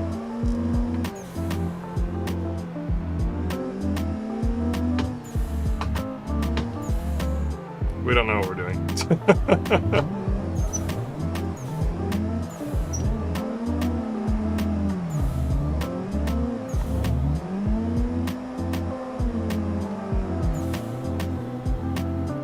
Did I actually change my stream over? I did. I don't want to jinx myself, guys, but this might be the first stream where I actually don't forget to go off of clips when I switch to the GoPro. That's a tradition here on the channel. Have I tried drifting Hapagahara? No, I haven't really done Hapo yet. I've done Irohazuka, Tsukuba, Akina, Akagi.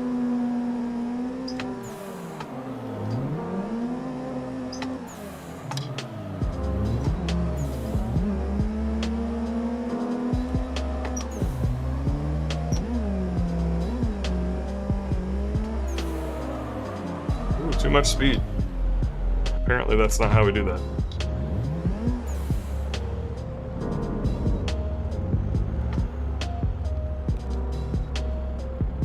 Turbo, I will stream for, let's see, it's 2:30. no more than 1 more hour. Locking in beam feels better. I'm not really sure what I think about beam. Although I do hear that there have been some changes. In general, I'm skeptical.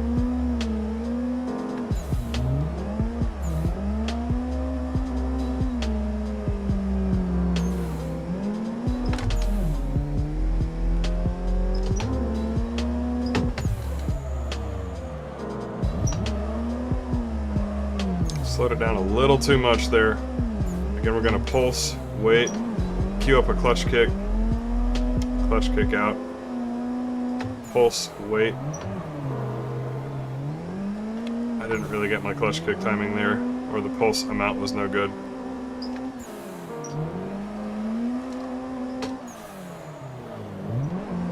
That was more like what we wanted for that section.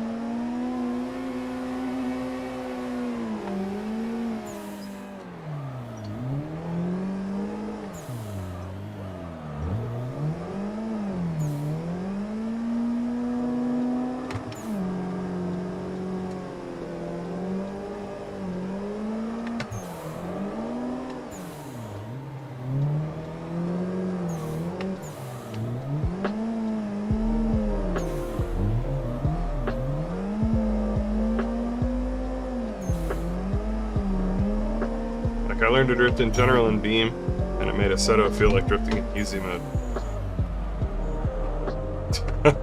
Kinda had to bail a little bit there.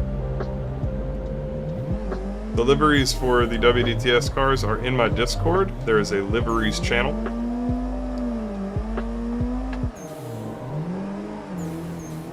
Some of them are made specifically by folks in my community, and so that's like the main place to find them. And then some of them are made by Square Design.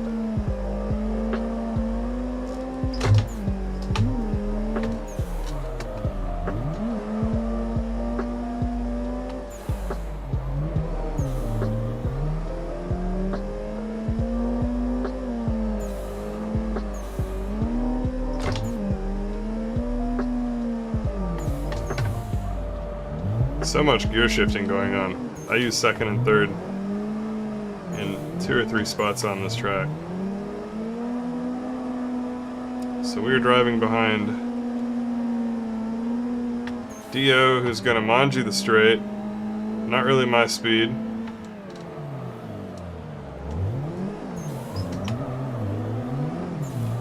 Okay, we're just gonna go around.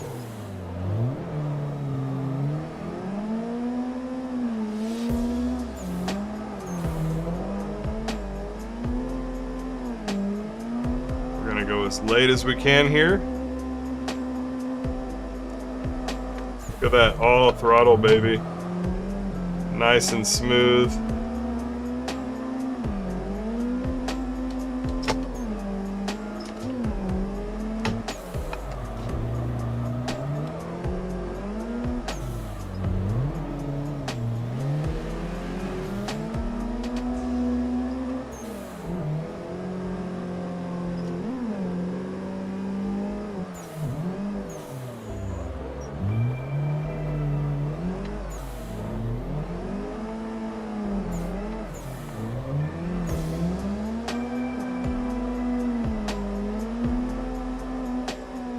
Now we build up speed.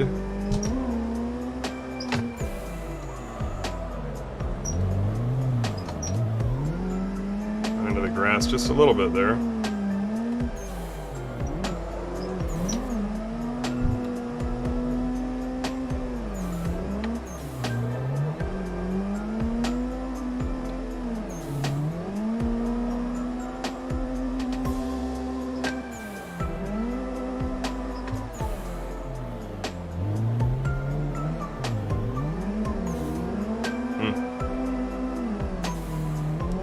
One too many PSIs. Oh man. I need to stop going up the third there. Doesn't really work. It makes the car hard to follow here. We'll lead for G2 fast.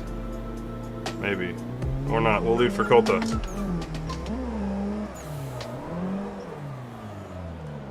Oh, a rivalry, dude. I hate to hear that. Well, do the whole wait for any car thing, and we'll see. And here shortly, I'm going to have to hunt down the boys, see how they're doing at learning the track. Just wanted to shake off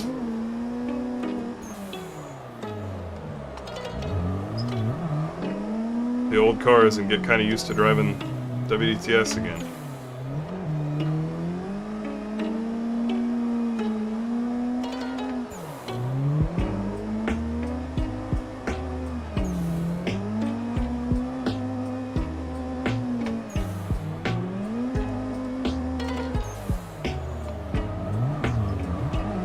Too much.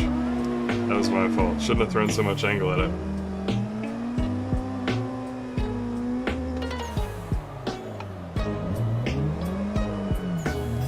Pulse in again.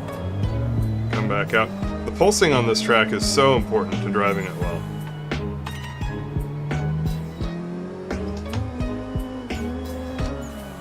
So we'll come in. We don't have to do it on every turn, but there's a few spots where this technique is so helpful. Big bend of throttle, and then what that'll do is it'll cue up a pretty big transition, but then we've got to come off throttle because the turn is actually quite tight. And if we stay on throttle for all of that, then it's going to cause us to go too wide. Oh, I just messed that up pretty badly. This is one of them. It's such a tight turn. So you transition on throttle and then come off, and that'll cause the rear wheels to have a chance to grip back up. Keep the car from going outside too far.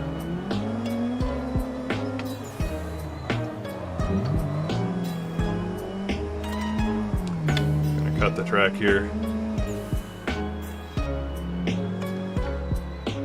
Try to catch up with Toretto.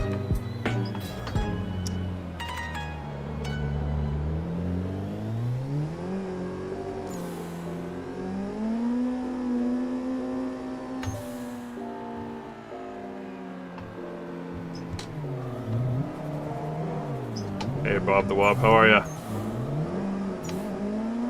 Oh, dirt on the tires, so it's gonna be a little bit of a penalty here as we try to get accustomed to it.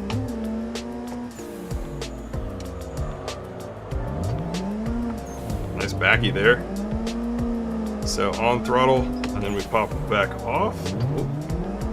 Gave Toretto a little bit of extra momentum, which he might have appreciated to get around that turn. Maybe not. Nice wide line. He's in the grass just a little bit there. Oh man, happy birthday.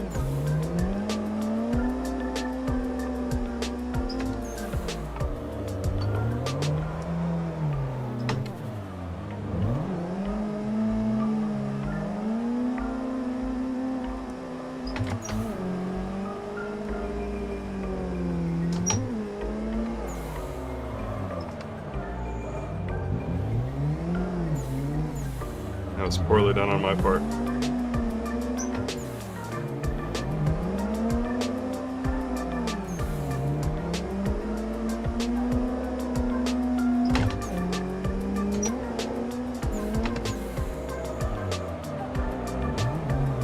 Oh man, buddy, I was following you right in. We were on it. Oh, that would have been so sick. We'll get it next time. I'd seen how he was driving that. I'd noticed those backies. I was like, alright, I can follow that. We'll get that backy going. Oh, that was such a sick entry. We just oversped a little bit, but that was gnarly. So rowdy. Hope tonight we are not doing any toge. Why did I call it toge? But next time. Next time we shall. Oh man. That was so sick.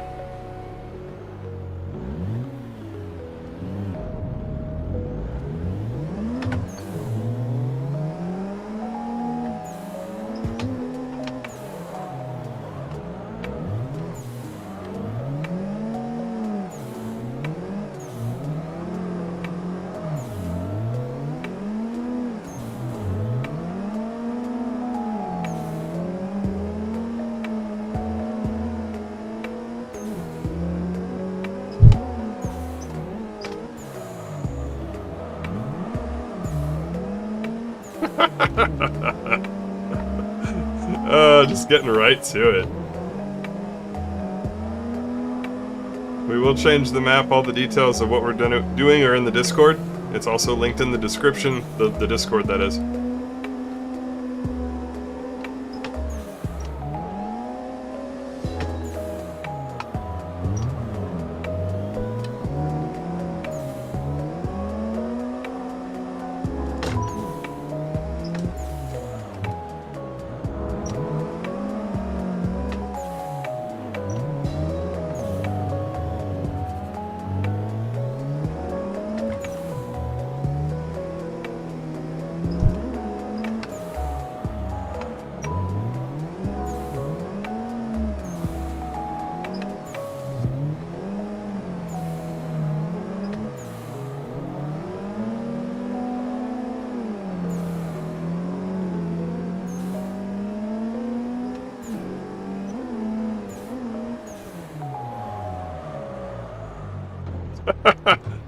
Again, just synced right up.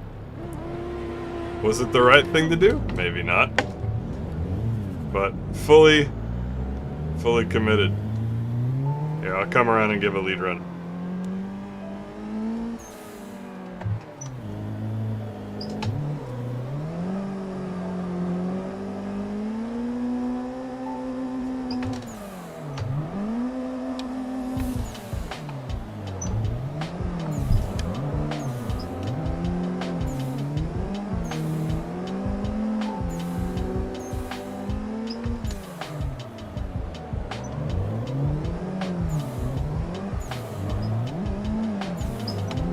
Hey, Shift the God, good to see you. What is up?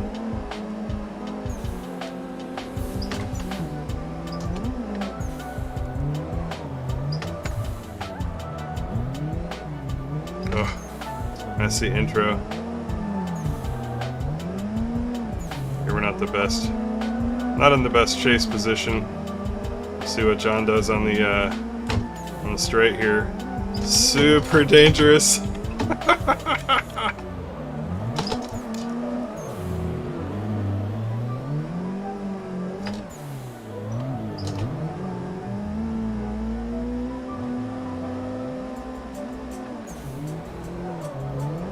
We just sneak right around.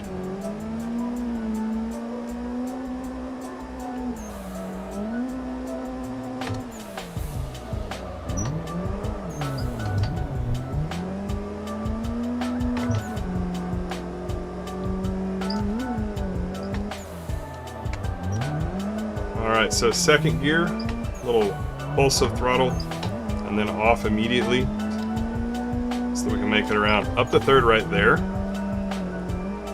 Little dirt drop to help us out. Back to second, off throttle, we're just coasting here. Now we're back to having to actually balance the car with throttle. We're gonna give it a pulse, come off, wait for the car to roll around, and then ease back in, out to the rumble strips here, and then up to third now. Clutch kick on the wall, immediately foot brake, e-brake, and down to second. Did that pretty well. Here's another big throttle pulse, and as soon as the car comes around, we clutch in, charge up a clutch kick, and then release it. Pulse here again as well. Smaller one though. Little throttle modulation so the car gets down the straight as well as possible. And then it's e-brake, steer into the turn, actually remove counter steer just a little bit to help pitch it around.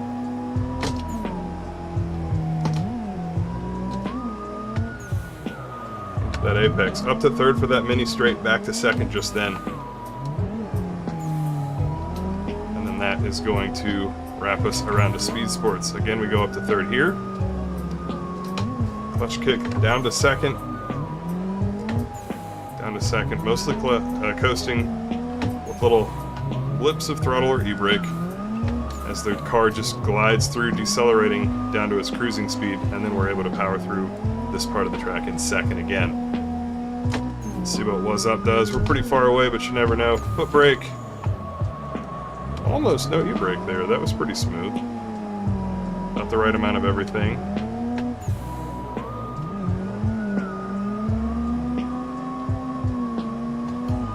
Oh, Jaeger, I hate to hear that, man. That's alright. I'll do some of these more often. The last EU, like, spec live stream that I did was almost a year ago. So, I know I've got some improvements to make in my scheduling. That message is held for review because I really don't get a chance to clear, and apparently YouTube bots think any profanity is not allowed. I don't know why that is. Let me see if I can get over here. Bonk. We'll just wait, and we'll roll in over here.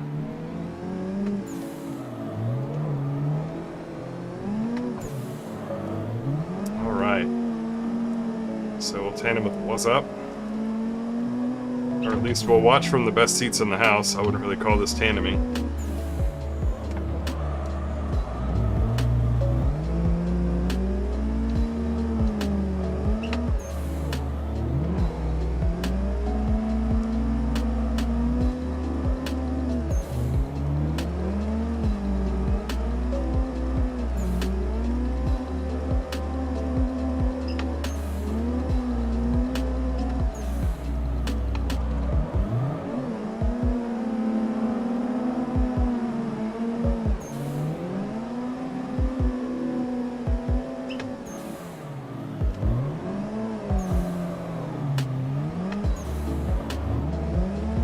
It's easy to get out of sync with the track on this map too.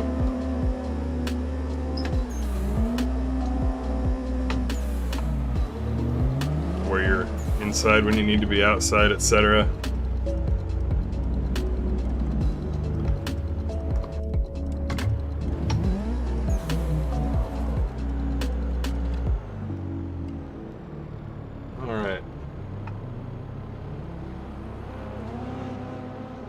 Let's see who we can find here.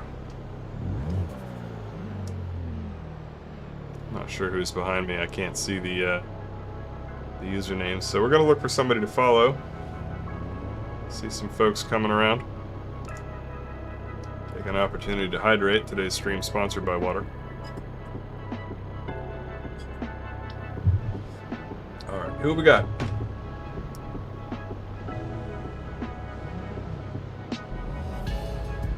Not actually sure. The names are not spawning in. I'll just follow these three when we get to it.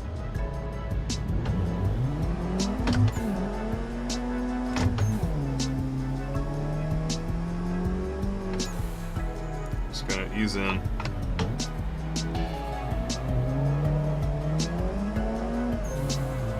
That would get you kicked off the track if you drove through the grass right there. They're pretty finicky about the grass on this track in real life.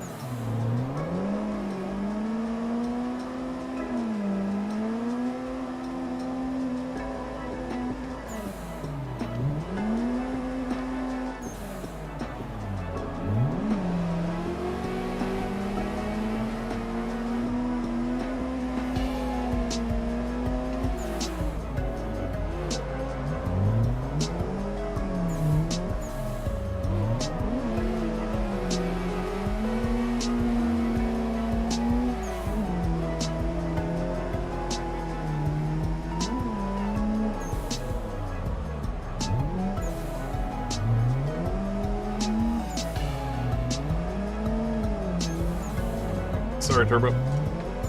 It's my fault, my fault.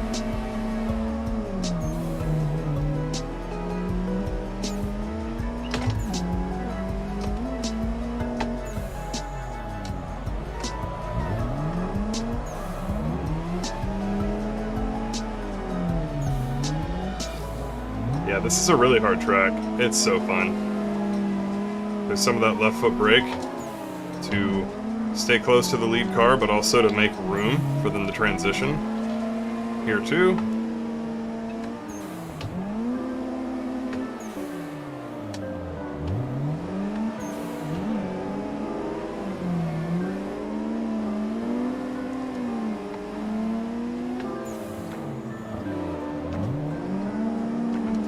right there. See there, I basically stopped drifting, but I was left foot braking to have the optimal positioning. We're just gonna roll in second.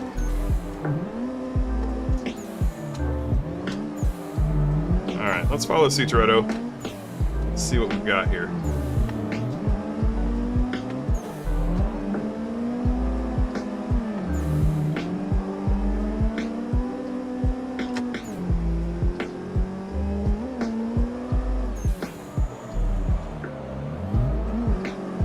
I did not use enough foot brake. Another time.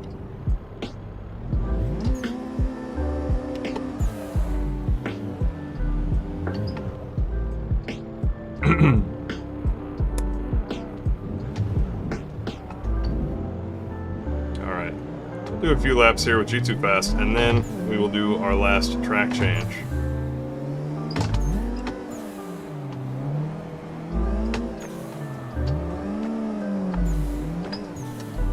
Both C Toretto and G2 Fast and Gooseus, we all kind of drive similarly. Fairly smooth. On transitions, which makes it interesting. I'm not using my car's full turbo boost, which I am definitely feeling in the chase on those straights.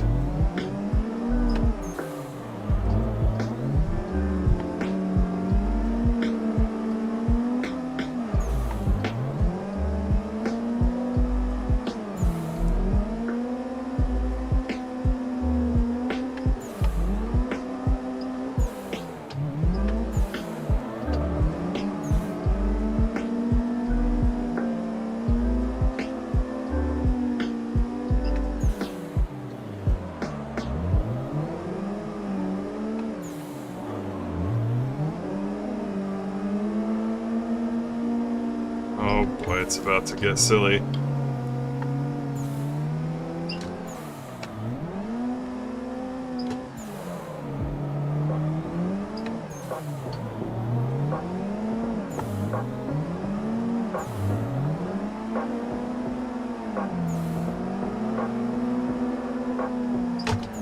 Oh boy.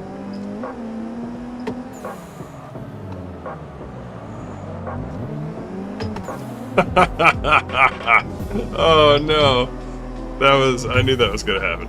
That was a great initiation phase. But with that many cars, if anybody isn't like completely smooth, you're gonna get such a whiplash of braking that comes through the train. And the farther back you are, the worse it is.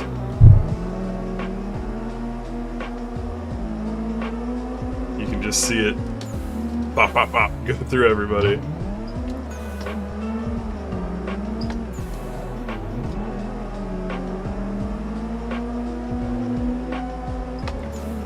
Up to third.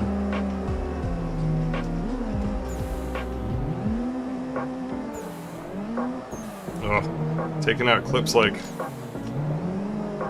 FD qualifying first lap here. Alright. Let's try to stop doing that.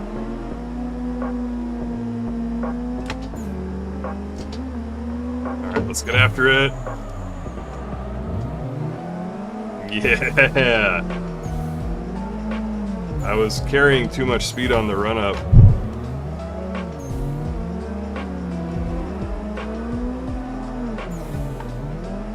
Otherwise, that worked out swimmingly. Left foot brake to give G2 Fast room to transition. Coming in quickly behind.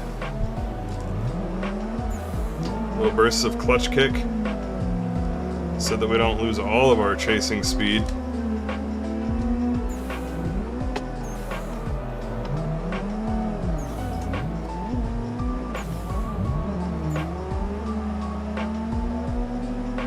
And now up to third.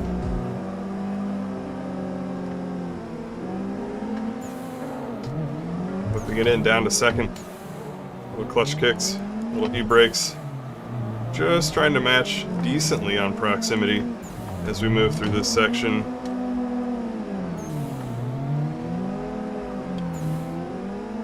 Oh, this is gonna be sick. Oh, it won't be sick. I was actually too close. I didn't think I was going to be that close. We'll let C-Toretto go by and jump back in. God, this track is so fun. We're just going to flub it here for a minute. That should be enough. As we blaze in.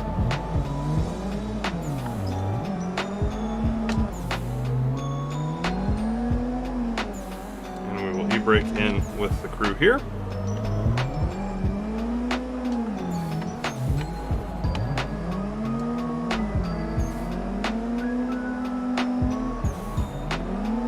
Now, because the chase cars go increasingly slow, I'm going to stop going up to third through this section. I don't really understand how that works, because if I was leading, I would definitely have been in third. But for some reason, when I'm chasing and I'm the third car, even though the lead car seems like they're going as fast as usual, I just never need to go quite as fast. I spend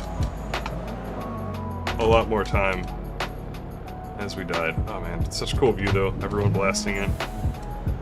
Spent a lot more time off throttle there. I think it's time for our last and final track. Although Speed Sports is one of my all-time favorite tracks. It's just so challenging. It's a tight course, it's got good corners for tandem, and yet it is also like a momentum-based course.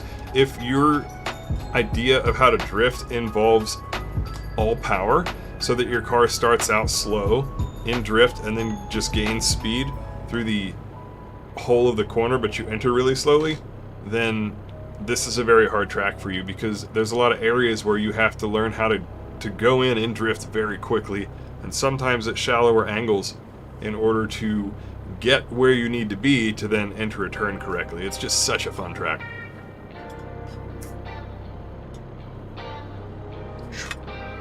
We are burning up in here in my little 10 by 10 foot content creation room / office. Whew. All right, we'll turn off car audio. You don't need to hear the pit sounds as we go through. At this point, whoever is watching has either gone on to multitasking or has settled into some kind of a daze. Either way, thank you for still being here if you got the time, and or for driving with us as well. Our last track is OTM, Lime Rock. Cool track, very small. And it has a few good areas where you can demonstrate the whole like left foot brake thing. The funnest thing about this track is an area where you come around a sweeper that becomes a hairpin, so a decreasing radius turn that's kind of blind and down a hill. It's very fun, and I don't know, this might be an IRL track. I'm not sure if this track exists, but if it does, I would enjoy trying to drive it. Be a little bit tough though. You too fast. Yeah, man, you were killing it. For sight reading that on your first try, you did awesome. All you guys did. That was sweet.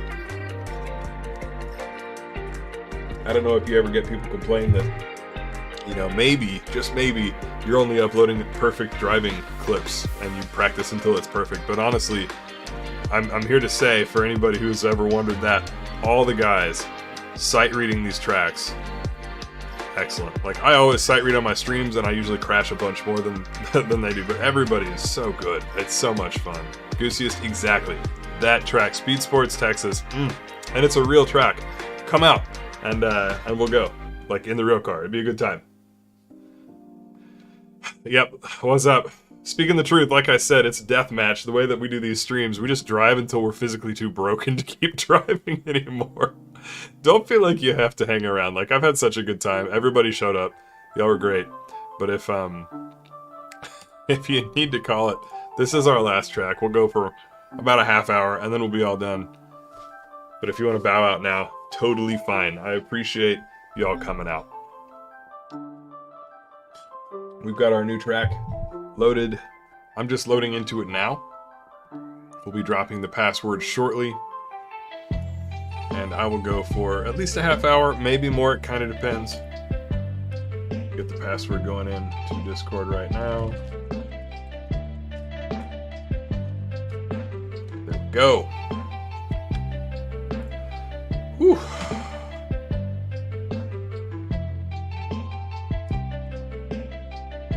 Again, we'll run 90% turbo, but otherwise bone stock settings.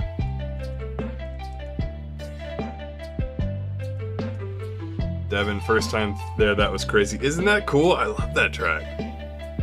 Alright, what's up? Thanks for tuning in, man. Feel free to hit me up anytime for anything on the platform of your choice. I did subscribe to your channel as well, so I can check it out a little bit more. Gonna nuke smoke next stream? Yeah, Kulta for sure. It just gets to be too much. I keep mine turned down fairly low for a similar reason. Alright, we're gonna go to clips, pick up car audio, get our GoPro vision going again.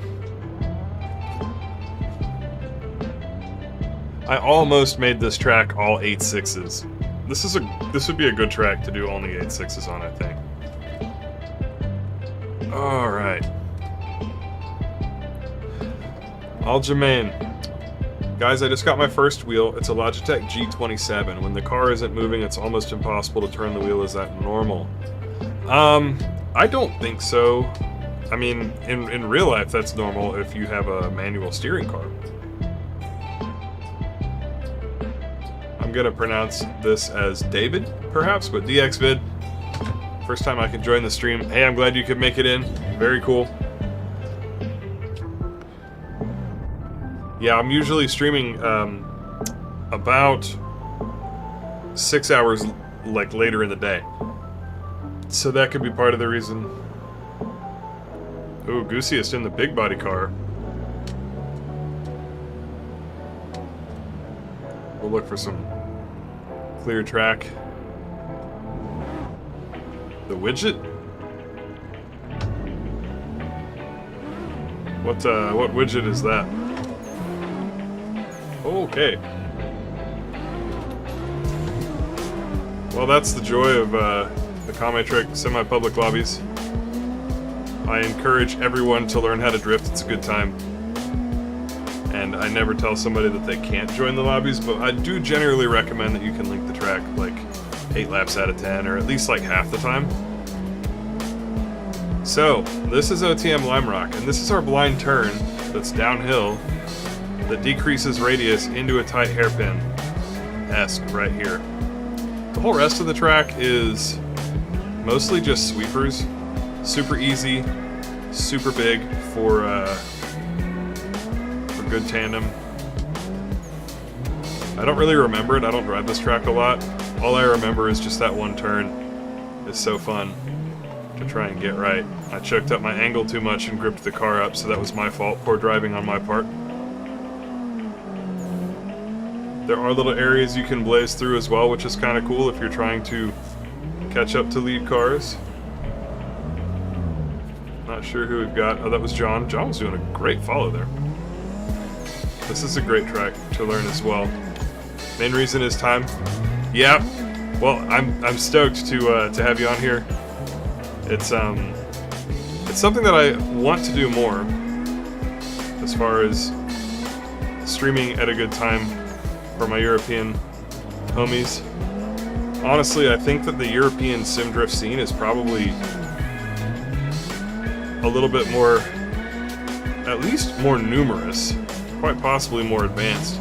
My theory being that there's more tracks and it's easier, like, legally to do crazy things to your car. It's just easier to own a car and cheaper to go, like, build a car and go actually drive in real life in America. And I feel like in Europe there's not that many tracks, and they're probably, like, it's harder, you know, to get, like, trucks and trailers. I just don't know why I followed that, but we did. It was cool. So it just seems like it would be a harder place to get into real life motorsports. And I don't mean that in any sort of a negative way. That's how it appears to me outside looking in. Not an expert though. Would love to learn what the reality is like in that regard. But as a result, I tend to think that the European sim driving scene, whether it's grip or otherwise, certainly more big content creators are out there from Europe. And I think that has got something to do with it. Oh, it's about to get messy. Yellow car. You don't think so? Nice. Well, I'm gonna have to visit Romania then. My dream is to connect with people that have drift cars that, for some completely incomprehensible reason, would allow me to drift their cars in their countries. Like, that's what it would take to convince me to fly to Romania. If we can make it work, I'll make content about it, put together a video or two from the trip, and then take some still photos and do a photo book to help subsidize the cost for anybody that wants to come hang out.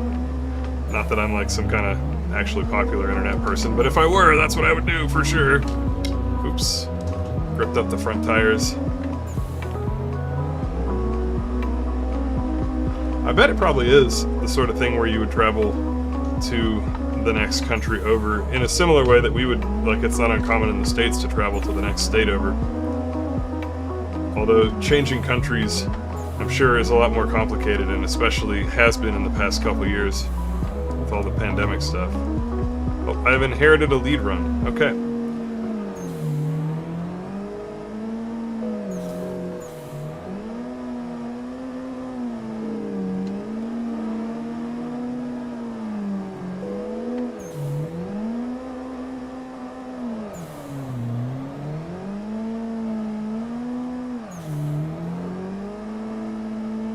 We're covering the left foot brake. We're not really using it right now.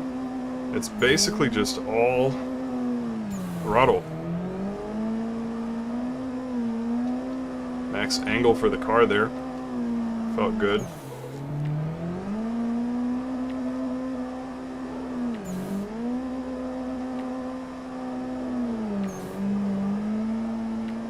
I love a good track where you can just do the whole track with only throttle. The only place where it's hard, oops, as we angle stall, to use only throttle is this turn, because it decreases in radius. So to do a throttle decrease radius, you have to queue up extra angle and then coast the car, like that, which is fewer pedals, but in a way more complex balancing of the vehicle. The simpler way will be to not accelerate to more angle, just so you could let off the gas and use that higher angle, the drag of it, to slow the car down. The simpler way will be to keep the car roughly where it's at and just use left foot brake. So we'll get in position for that. You can compare the difference.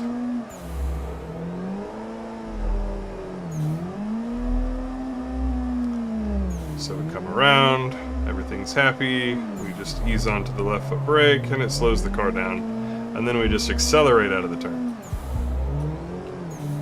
Tires are getting slippery too, or something. Here we are. Almost driving into too much rotation. We've been following behind this guy for a minute, have not actually gotten remotely close, so let's do something about that. Let's go visit. We're gonna cut inside, coast out, and then catch up on this transition. Oh, there was a ping. There was a leg spike, and I thought that he was doing something he didn't, and then he was right in front of me. Okay. Cannot work with that. Not his fault. Streamers are still in the sesh. As far as I know, we still have almost everybody. Let's see. This is probably our suspects. No, not yet.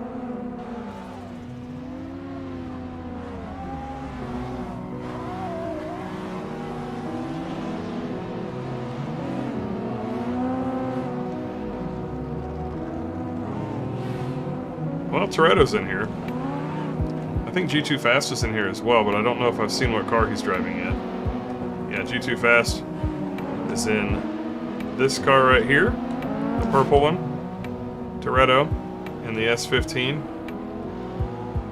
And Goosiest, yeah, Goosiest is in the Soarer here. Slaying it. As you probably, God, that's more annoying than like poor drone footage. but you get the idea. I think What's Up has dropped out. Hey, Mig, how's it going? What's that thing with the buttons on my wheel? This thing? This is a Stream Deck, so I can use it to change like locations and scenes in my encoder for live streaming and stuff.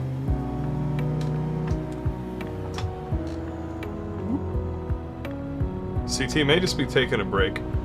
I'm not sure. Yeah, no worries.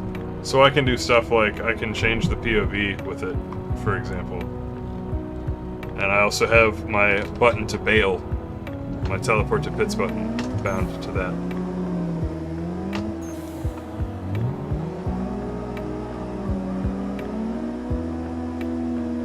Okay, we'll work some heat into the tires here. And odds are we will punt our way up the chain. We'll see. It's getting to that time in the stream, like, this is our 4th track. I'm a little frazzled. Getting hungry, getting dehydrated a little bit. So, things may get messy.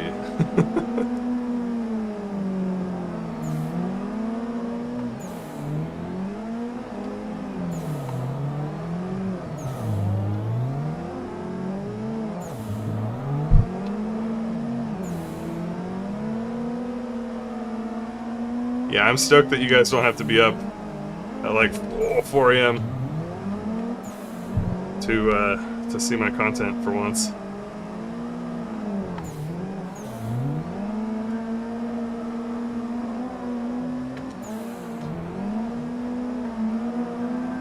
Is there a new version of Lime Rock? I hadn't even looked. If there is, I'm glad that we haven't had more people with issues.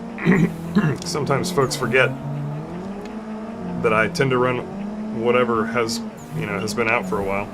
Poets Corner, good to see you. What is up? We have got a gnarly tandem train going on with a bunch of YouTubers.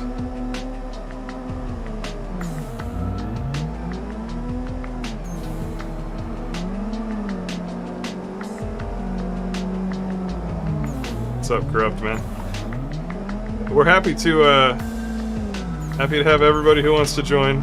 As far as folks who get invites, it does tend to be like folks who've been doing the game a little bit and have worked their way up to partner, but always happy to have anybody in.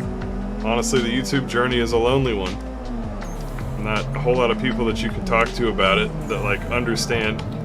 So it is always nice to connect with other content creators.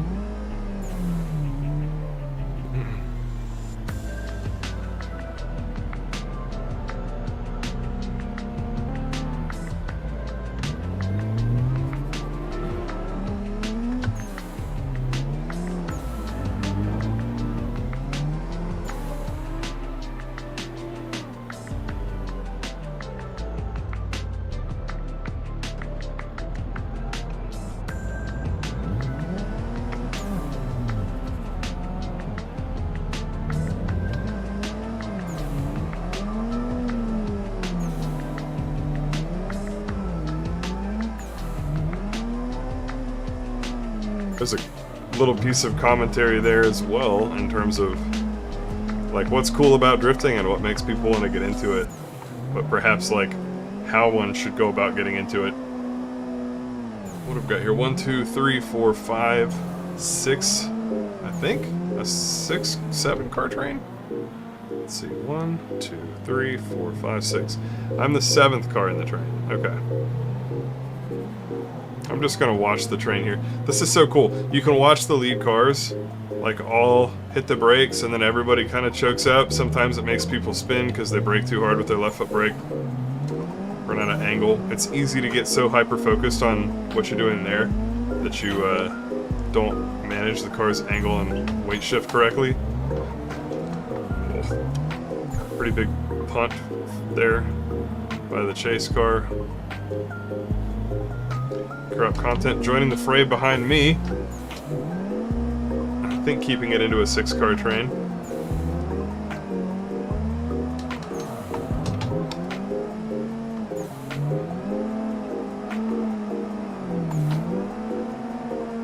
Oh, this is epic.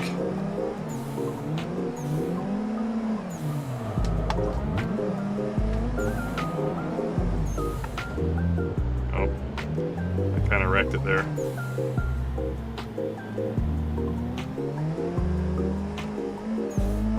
That was my fault. Wasn't quite patient enough.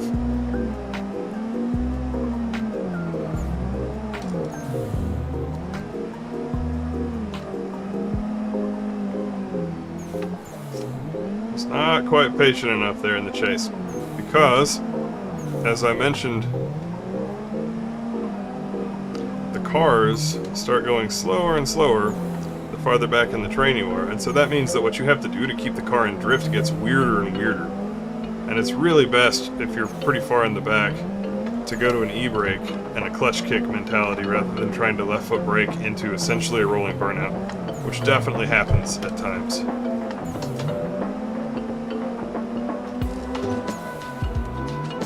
I was not ready.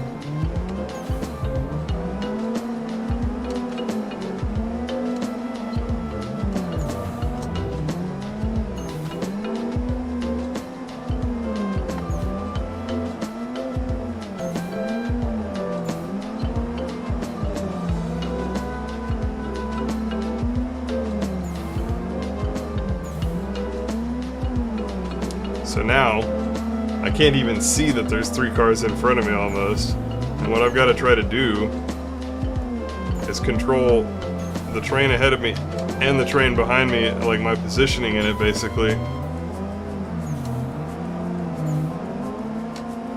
Oh, so much left foot brake. My foot is going to cramp. My whole leg is going to cramp. Just driving off of instinct. Got a little too close on the transition there. I'm glad I didn't mess the lead car up with that. It's probably my fault that he had to go inside there. Pass, oh, gnarliness though. That was pretty rad. Well done. Angle stall on my part. Had to let off temporarily. Give it the old clutch kick.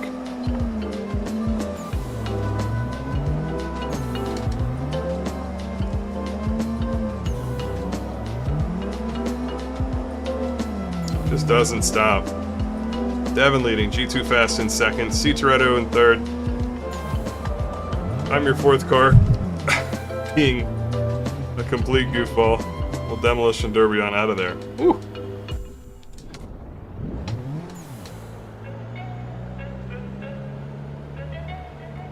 What is up, Tolks? Not seeing you in a minute, but always happy to.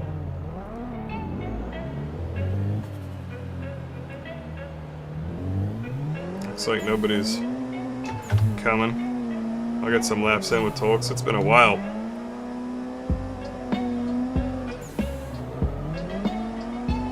It's kind of cool how you drive with people, and over the years you just get to where you remember. Like, I'm pretty historically poor with names, but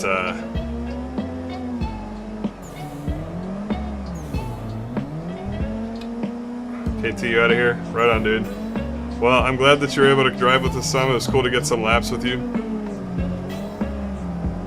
Let me know about the 8.6 physics for Toge Challenge stuff. I don't know if the ball's in my court for that or not. If it is, remind me what I need to do. Otherwise, no huge hurry, but at your convenience. I am ready to take some time to look at that.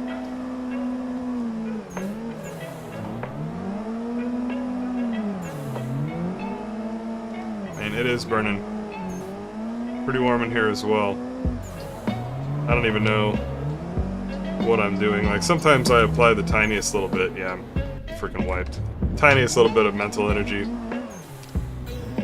into my driving and like thinking about what the track is going to do next and how I should attack it, but I just want to follow a small train. Can I follow a small train?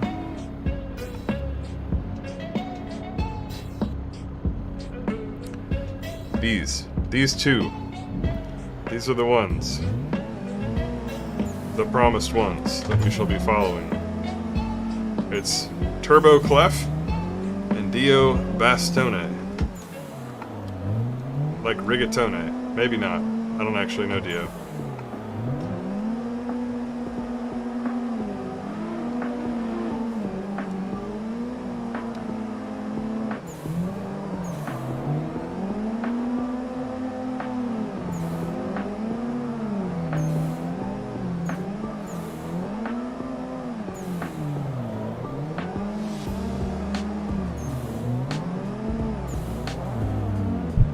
Sorry, guy. I feel like that wasn't necessarily a teleport to pits worthy bonk from me, but I could be wrong, first of all, and second of all, perhaps he felt like he messed up and didn't want to accept my gift of free momentum to try and help him position himself, which I thought was probably going to be okay, but people have different opinions about, like, even very slightly tapping another car.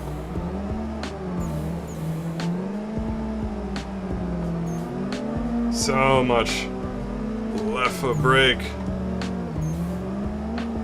I think Thrustmaster wheels that are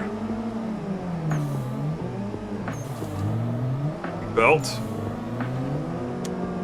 or direct drive are very good, like totally adequate. They are also gear and gear belt hybrid options, and those I'm not super keen on personally. We all gotta start somewhere, of course, so like do what works for you, but at the same time,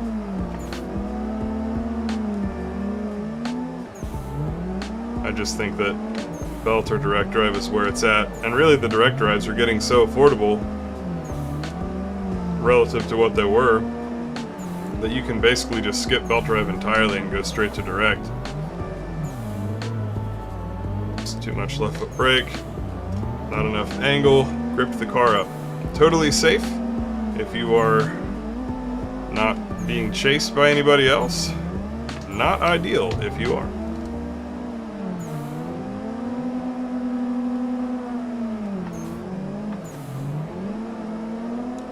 This track is like where you can give an absolute masterclass on left foot braking. You can really see it in action because it's just sweeper after sweeper.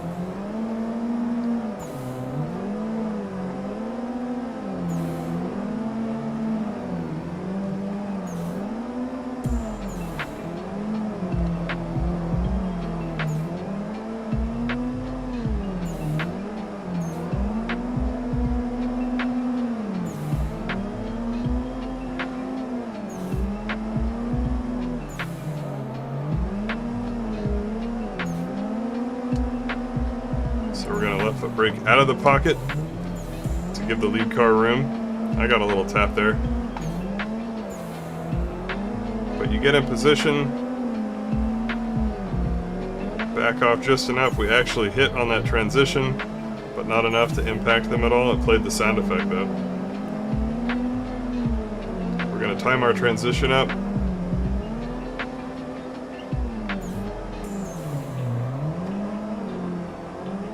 Early, dive in, left foot brake out to angle. It was a bit too much, so then we lost that proximity again. But here we go. Steez, this is where you can really see that left foot brake being used in tandem. I know I don't have a pedals app up, but like, I'm covering it more than I'm actually using it. Actually, let me get a pedals app up, because that would be cool. Where's my pedals app? Where did it even appear? Did it appear? I pressed the button for it, I thought. There it is. I don't know why it's only got... Oh, now they're appearing. Okay, cool. So we got handbrake, gas, foot brake, clutch. Where should I put this? Is this okay? Hopefully that'll do.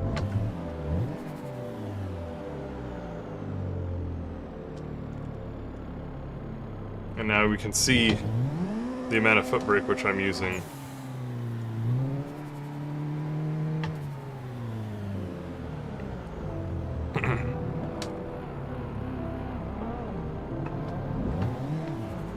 Those trains are hilarious, but I just want not that much chaos to follow.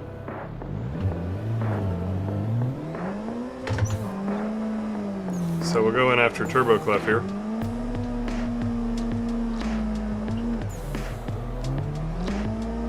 We're gonna go in too tight. Handbrake up. And push, or sorry, accelerate out to get us into position.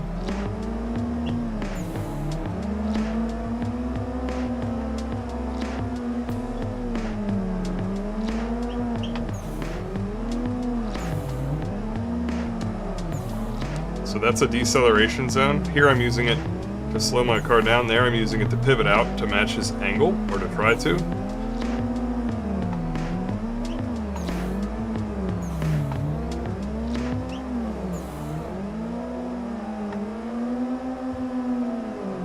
Here I've got to use it a bunch because I'm too far inside.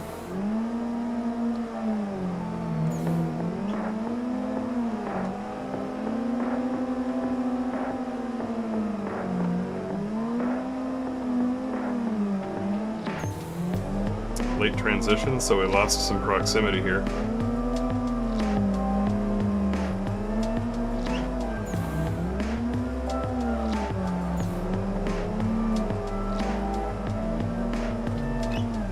Oh no. That was, sorry about that, Turbo Clef. That was a ping issue where, like, I was going in, and then all of a sudden he clipped to somewhere else, so my fault. Hopefully you can get the idea of being able to see the amount of left foot braking that we're doing. Turbo really is a great driver too. This is a different Turbo that I was following. This is actually a guy named Turbo Clef. But apparently if you put Turbo in your name, it definitely indicates a pretty solid potential. We've got a Turbo, we've got Turbo R, who's our OG Turbo, and now we have Turbo Clef.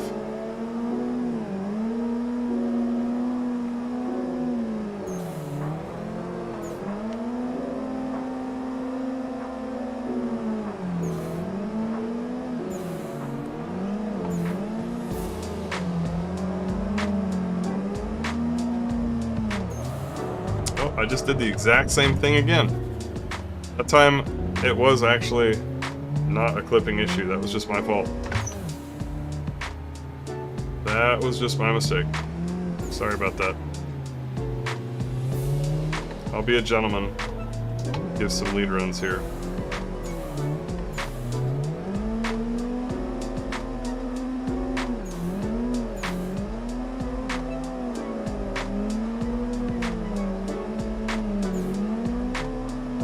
The one thing that I want people to remember with their left foot brake is that it's not a cure-all, it's not a magic bullet. And so you give left foot brake and you should be modulating it. But also, oops, angle stall there. But also you can modulate the throttle while you modulate left foot brake. So instead of like giving a little and then even more left foot brake, you can also give a little left foot brake and then ease up on the throttle, for example. I'm not saying one is better than the other. The main thing is just that I think sometimes people get hung up on the idea that, like, oh, when you tandem, you left foot brake, and so I should just floor the gas and then cram the left foot brake, the foot brake down all the time. And that is one option. It's not the only option. To be the best driver you can be, you need to be aware of a number of options at your disposal and use the right tool at the right time.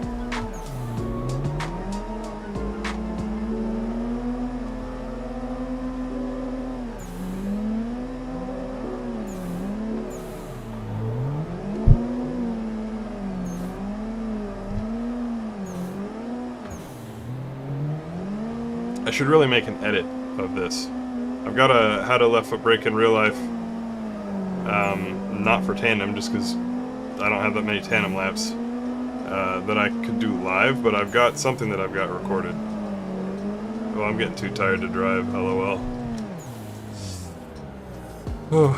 Anyway, I've got some stuff in the editing hopper, but we're not there yet. Such a good time. Lucius, thank you for coming out. I appreciate it. Always great to get to drive with you. I think I am about ready to just do some chatting. Take a little break from the driving.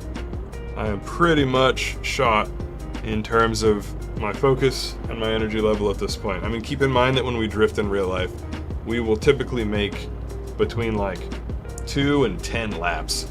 And then after that point, we all have to change tires, let tires cool down, let engines cool down. I mean, me personally, my car is only good for about 4 or 5 laps on most tracks in the peak of summer before it's getting too hot. So, like, what is it, 1 to 2 to 3? 3 hours and 40 minutes straight of tandeming is just not what real life drifting is.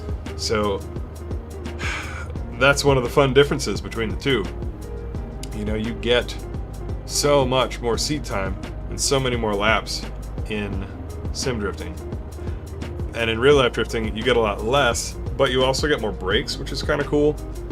The downside is, of course, when you go from sim to IRL, you might go from a room that is pleasant, that you can, you know, wear a t-shirt in and drift for 3 hours straight, not break a sweat, and grab cold water whenever you need to. You then go into like a 105-degree car with a helmet on, and you're just like dripping. So it's interesting the differences, but it does get tiring eventually to just go and go without a break.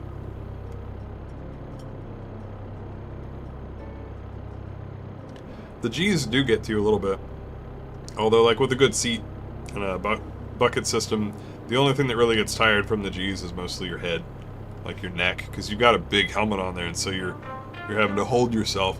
And you'll see even when I clutch kick in tandem sometimes, you'll see me be like, and I'll like lean in when I'm at certain moments, just out of kind of like muscle memory habit.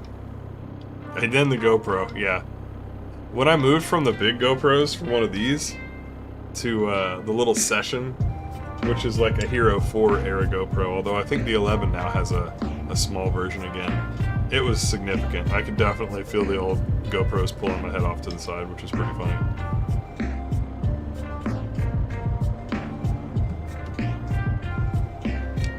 Aloha, thank you. That's very kind. Just glad to be here, man. Just glad to be driving with everybody. Trying to stay as healthy as I can and, you know, just enjoy the sport. The X-Vid, we'll see you, man. Thanks for tuning in. It really did make a difference going to the small GoPro.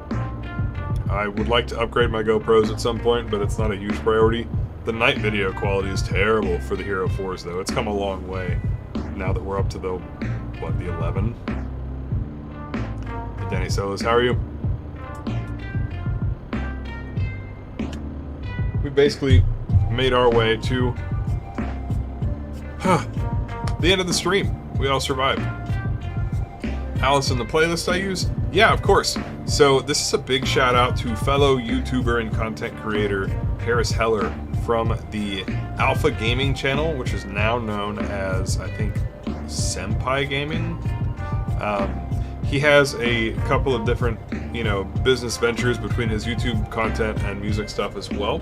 But he has a company called Stream Beats, like live stream beats, and they are all free to use and free to play during your streams. They are not like, they are copywritten, but he also gives anyone who wants one, and basically anybody, a license to use them for profit on YouTube videos and for chilling and listening to as well. So if you just search for Stream Beats, he's got a bunch of different ones. I believe he's even got streambeats.com at this point, and you can find lo-fi, EDM, There's some rock music, there's some hip-hop on there at this point. I think he's got a Christmas album.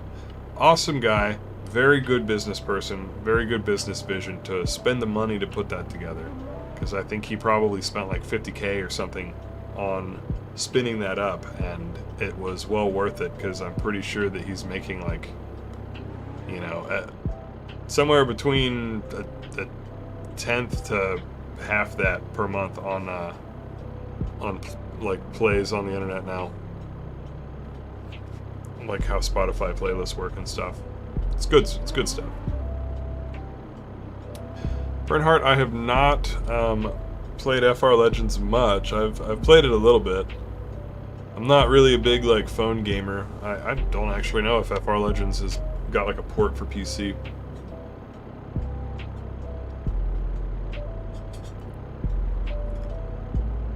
Oh, thank you. Yeah, it's you know, it's a long process. Like, I wanted to drift for years before I ever had a car, and then the car I had, I wanted to drift it for years before I was ever even at a drift event. So keep the passion, learn as much as you can, network with people, and when you get an opportunity, you know, be strategic and strike at that point. And the way that I would start generally is I would start with the sim. I just think it's a good way to go. And then you can also do some, you know, other ways to make money using computers, working remotely, doing stuff on fiber, etc., as well as just entertainment. Like a desktop is a good investment. And, well, even a laptop. Just a computer is a good investment. You'll need them anyway. And get one that you can play Assetto with, and it's a good time. G2 Fast, thank you very much. I really appreciate all y'all coming out. This has been great. It's been a wonderful time, and I hope that we can do it again. So I'll slide into the DMs periodically to catch up with you guys. I'd love to just either have a coffee night or a beer night, one of the two, and just chat about drifting and the YouTube biz at some point as well. So I'll keep in touch as usual. Better than usual, actually. I did a shit job of keeping in touch since last year, but we'll try. We're working on it. Hiroki, any plans for another Itasha session? Yes, I do want to do those. They're easy to do. Does it need to be in a EU time for you? It probably does, doesn't it? It's probably the way to go. And yeah, Kolta's name in the Discord is just Kolta, so. Alright, see you later, G. Good times. Devin Smilly. I thought your username was Devin Smile, but Devin, you're awesome. Way to go. And I want to continue to do these and bring more and more content creators together. There are certainly some of the US-based sim drifters as well, the content creators that I would like to bring out. But since this one was specifically like a European sort of branded and targeted piece of content from me, I wanted to invite the EU content creators that I have connected with so far that I know. And I also wanted to not take up all the spots for just like my regular Discord members who also want to drive with us. So in the future, I'd like to organize, and I'm honored to be the person who it seems like the community lets me be that like one who brings other content creators together. Anybody can do it, but thank you all for letting me be one of the people that does. I'd like to organize a YouTuber bash at some point as well, so maybe closer to the holidays when we've got some off time, we can get that going. I think that'd be pretty fun. It's like Smiley, okay. Fair enough, so maybe I was saying it right. Dude, I need a shower as well. We're dripping over here. Flowing, not dripping, actually. Discord is Dotakyan. What is the best way to drift? Well, drift will or learn will? I'm from SEA, but my sleep schedule is so busted. That's fair. Grange Cliffs, yeah, it was good. I need to get out to Cali again. I'd really like to get my car out and drive there, but I'm in the central US, and so to get all the way out to Cali would be like 2 hours of towing my vehicle before I could even do anything on track. I haven't driven Grange myself. I've ridden along at Grange. But like I said, I flew out to that event. That was Super D Matsuri 2018, where that footage is from. I don't even know what footage is on screen right now. But, I drive my Z 2 hours to drive there. That's not so bad. Yeah, that's not so bad. Man, when you get out to Grange, like the little side road that you have to take, that was a trip. Have they paved that any better? Because it was not convincing. Like, I was concerned I was going off into the desert on like a Spirit walkabout when I first went there. Okay. Yeah, man. It was just dust, and I was following all these cars. I have a vlog on it, which is cool if you're into vlogs, but I mean, it's not really the best content. There's some good driving footage and stuff. All these clips are, all the Grange clips are from the greater video about that. Here's Fielding Shredder, by the way. Cool guy. Friend of mine. But, yeah, just, we went out and I was following a car, and apparently everybody turned off and turned right, and I just kept following all the car, like the guy in front of me, because there was so much dust I didn't notice. And eventually, they were probably like creeped out, like this guy's gonna murder me when I stop my car. They just drove and drove and drove like into the middle of the desert. And then they stopped at a sand dune and got out and had like some dirt bikes or something that they were gonna go ride. And at that point, when we all stopped, the dust cleared and I realized that nobody else was where we were at. And I was just like, well, I must have missed my turn. Hope I don't die out here. It was a good time. So going to Grange is, yeah, it was memorable for sure. Turned back around, and then I realized, like, oh, you can follow the power lines. So I included that. I need to make a how to get to Grange video at some point, because you do. You have to go out, find the power lines, turn right at them, and then you're all set. It was a good time. Cali is beautiful, though. I really love the countryside out there, just the way that it looks. FB Mods, good to see you. Toretto, thank you for coming out again. Always happy to organize, and I do feel like each one is better than the last. Just the driving, the hangouts, the track selection is getting better and better. Meteora is always a classic, but very good times. Turbo Clef had some awesome lead runs there, and I'm sure that you do some great chasing as well. You can kind of tell from how somebody leads. But that was excellent to get to drive with you as well. So thanks for coming out. Everybody, feel free to, if you're not already, to be active in the Discord. I do read all the comments that come up. I do reply to, you know, and like just give my 2 cents on conversation periodically, usually every couple of days. So hopefully, as I try to do, you know, the world drift friends that is KameTrick, that's kind of the point. Just building a crew of drifters that we can all enjoy hanging out no matter where we're from, and hopefully eventually when we go to travel, say, hey, I'm gonna be in Seattle. Anybody want to hang and do car stuff? I'm gonna be in Florida. I'm going to Britain. And, you know, just whatever else, and get to where we can all have just an increasingly fun time with drifting. It's a universal language, and I think that it's one of the funnest things to do with a car. The easiest way to learn drift, I have a tutorial video that is out now called How to Drift Without Spinning Out. I think that that's a good start.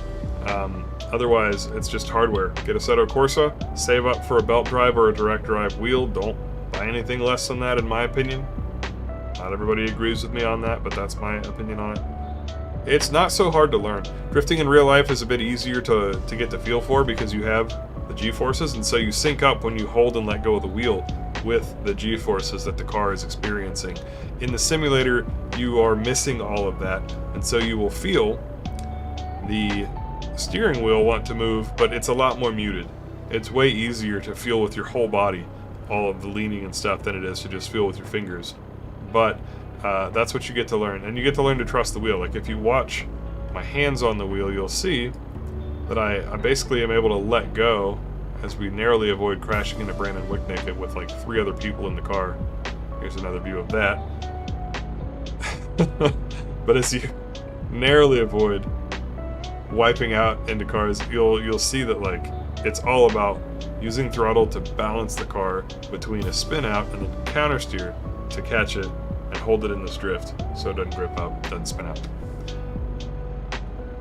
Oh man. Alright crew, well thank you very much for tuning in. As always, I'm happy to have you share a little bit of your Friday, or well I guess for the first time ever it's all Friday for everybody watching, a little bit of your Friday with me. And I will be back next week, probably US time again, sorry. But I will post up in the Discord, and I do ping the online events role, which you can get in the roles channel at the top of the Discord, when there's going to be a special bash like this that's not my usual Friday gig. So, we'll see you all again next time. And, yeah, just thanks for spreading the good word about the channel, and I hope to get more, you know, collabs and hangouts with other content creators. So, in a non-obnoxious way, feel free to invite folks to come hang. We'll see y'all next time. Peace.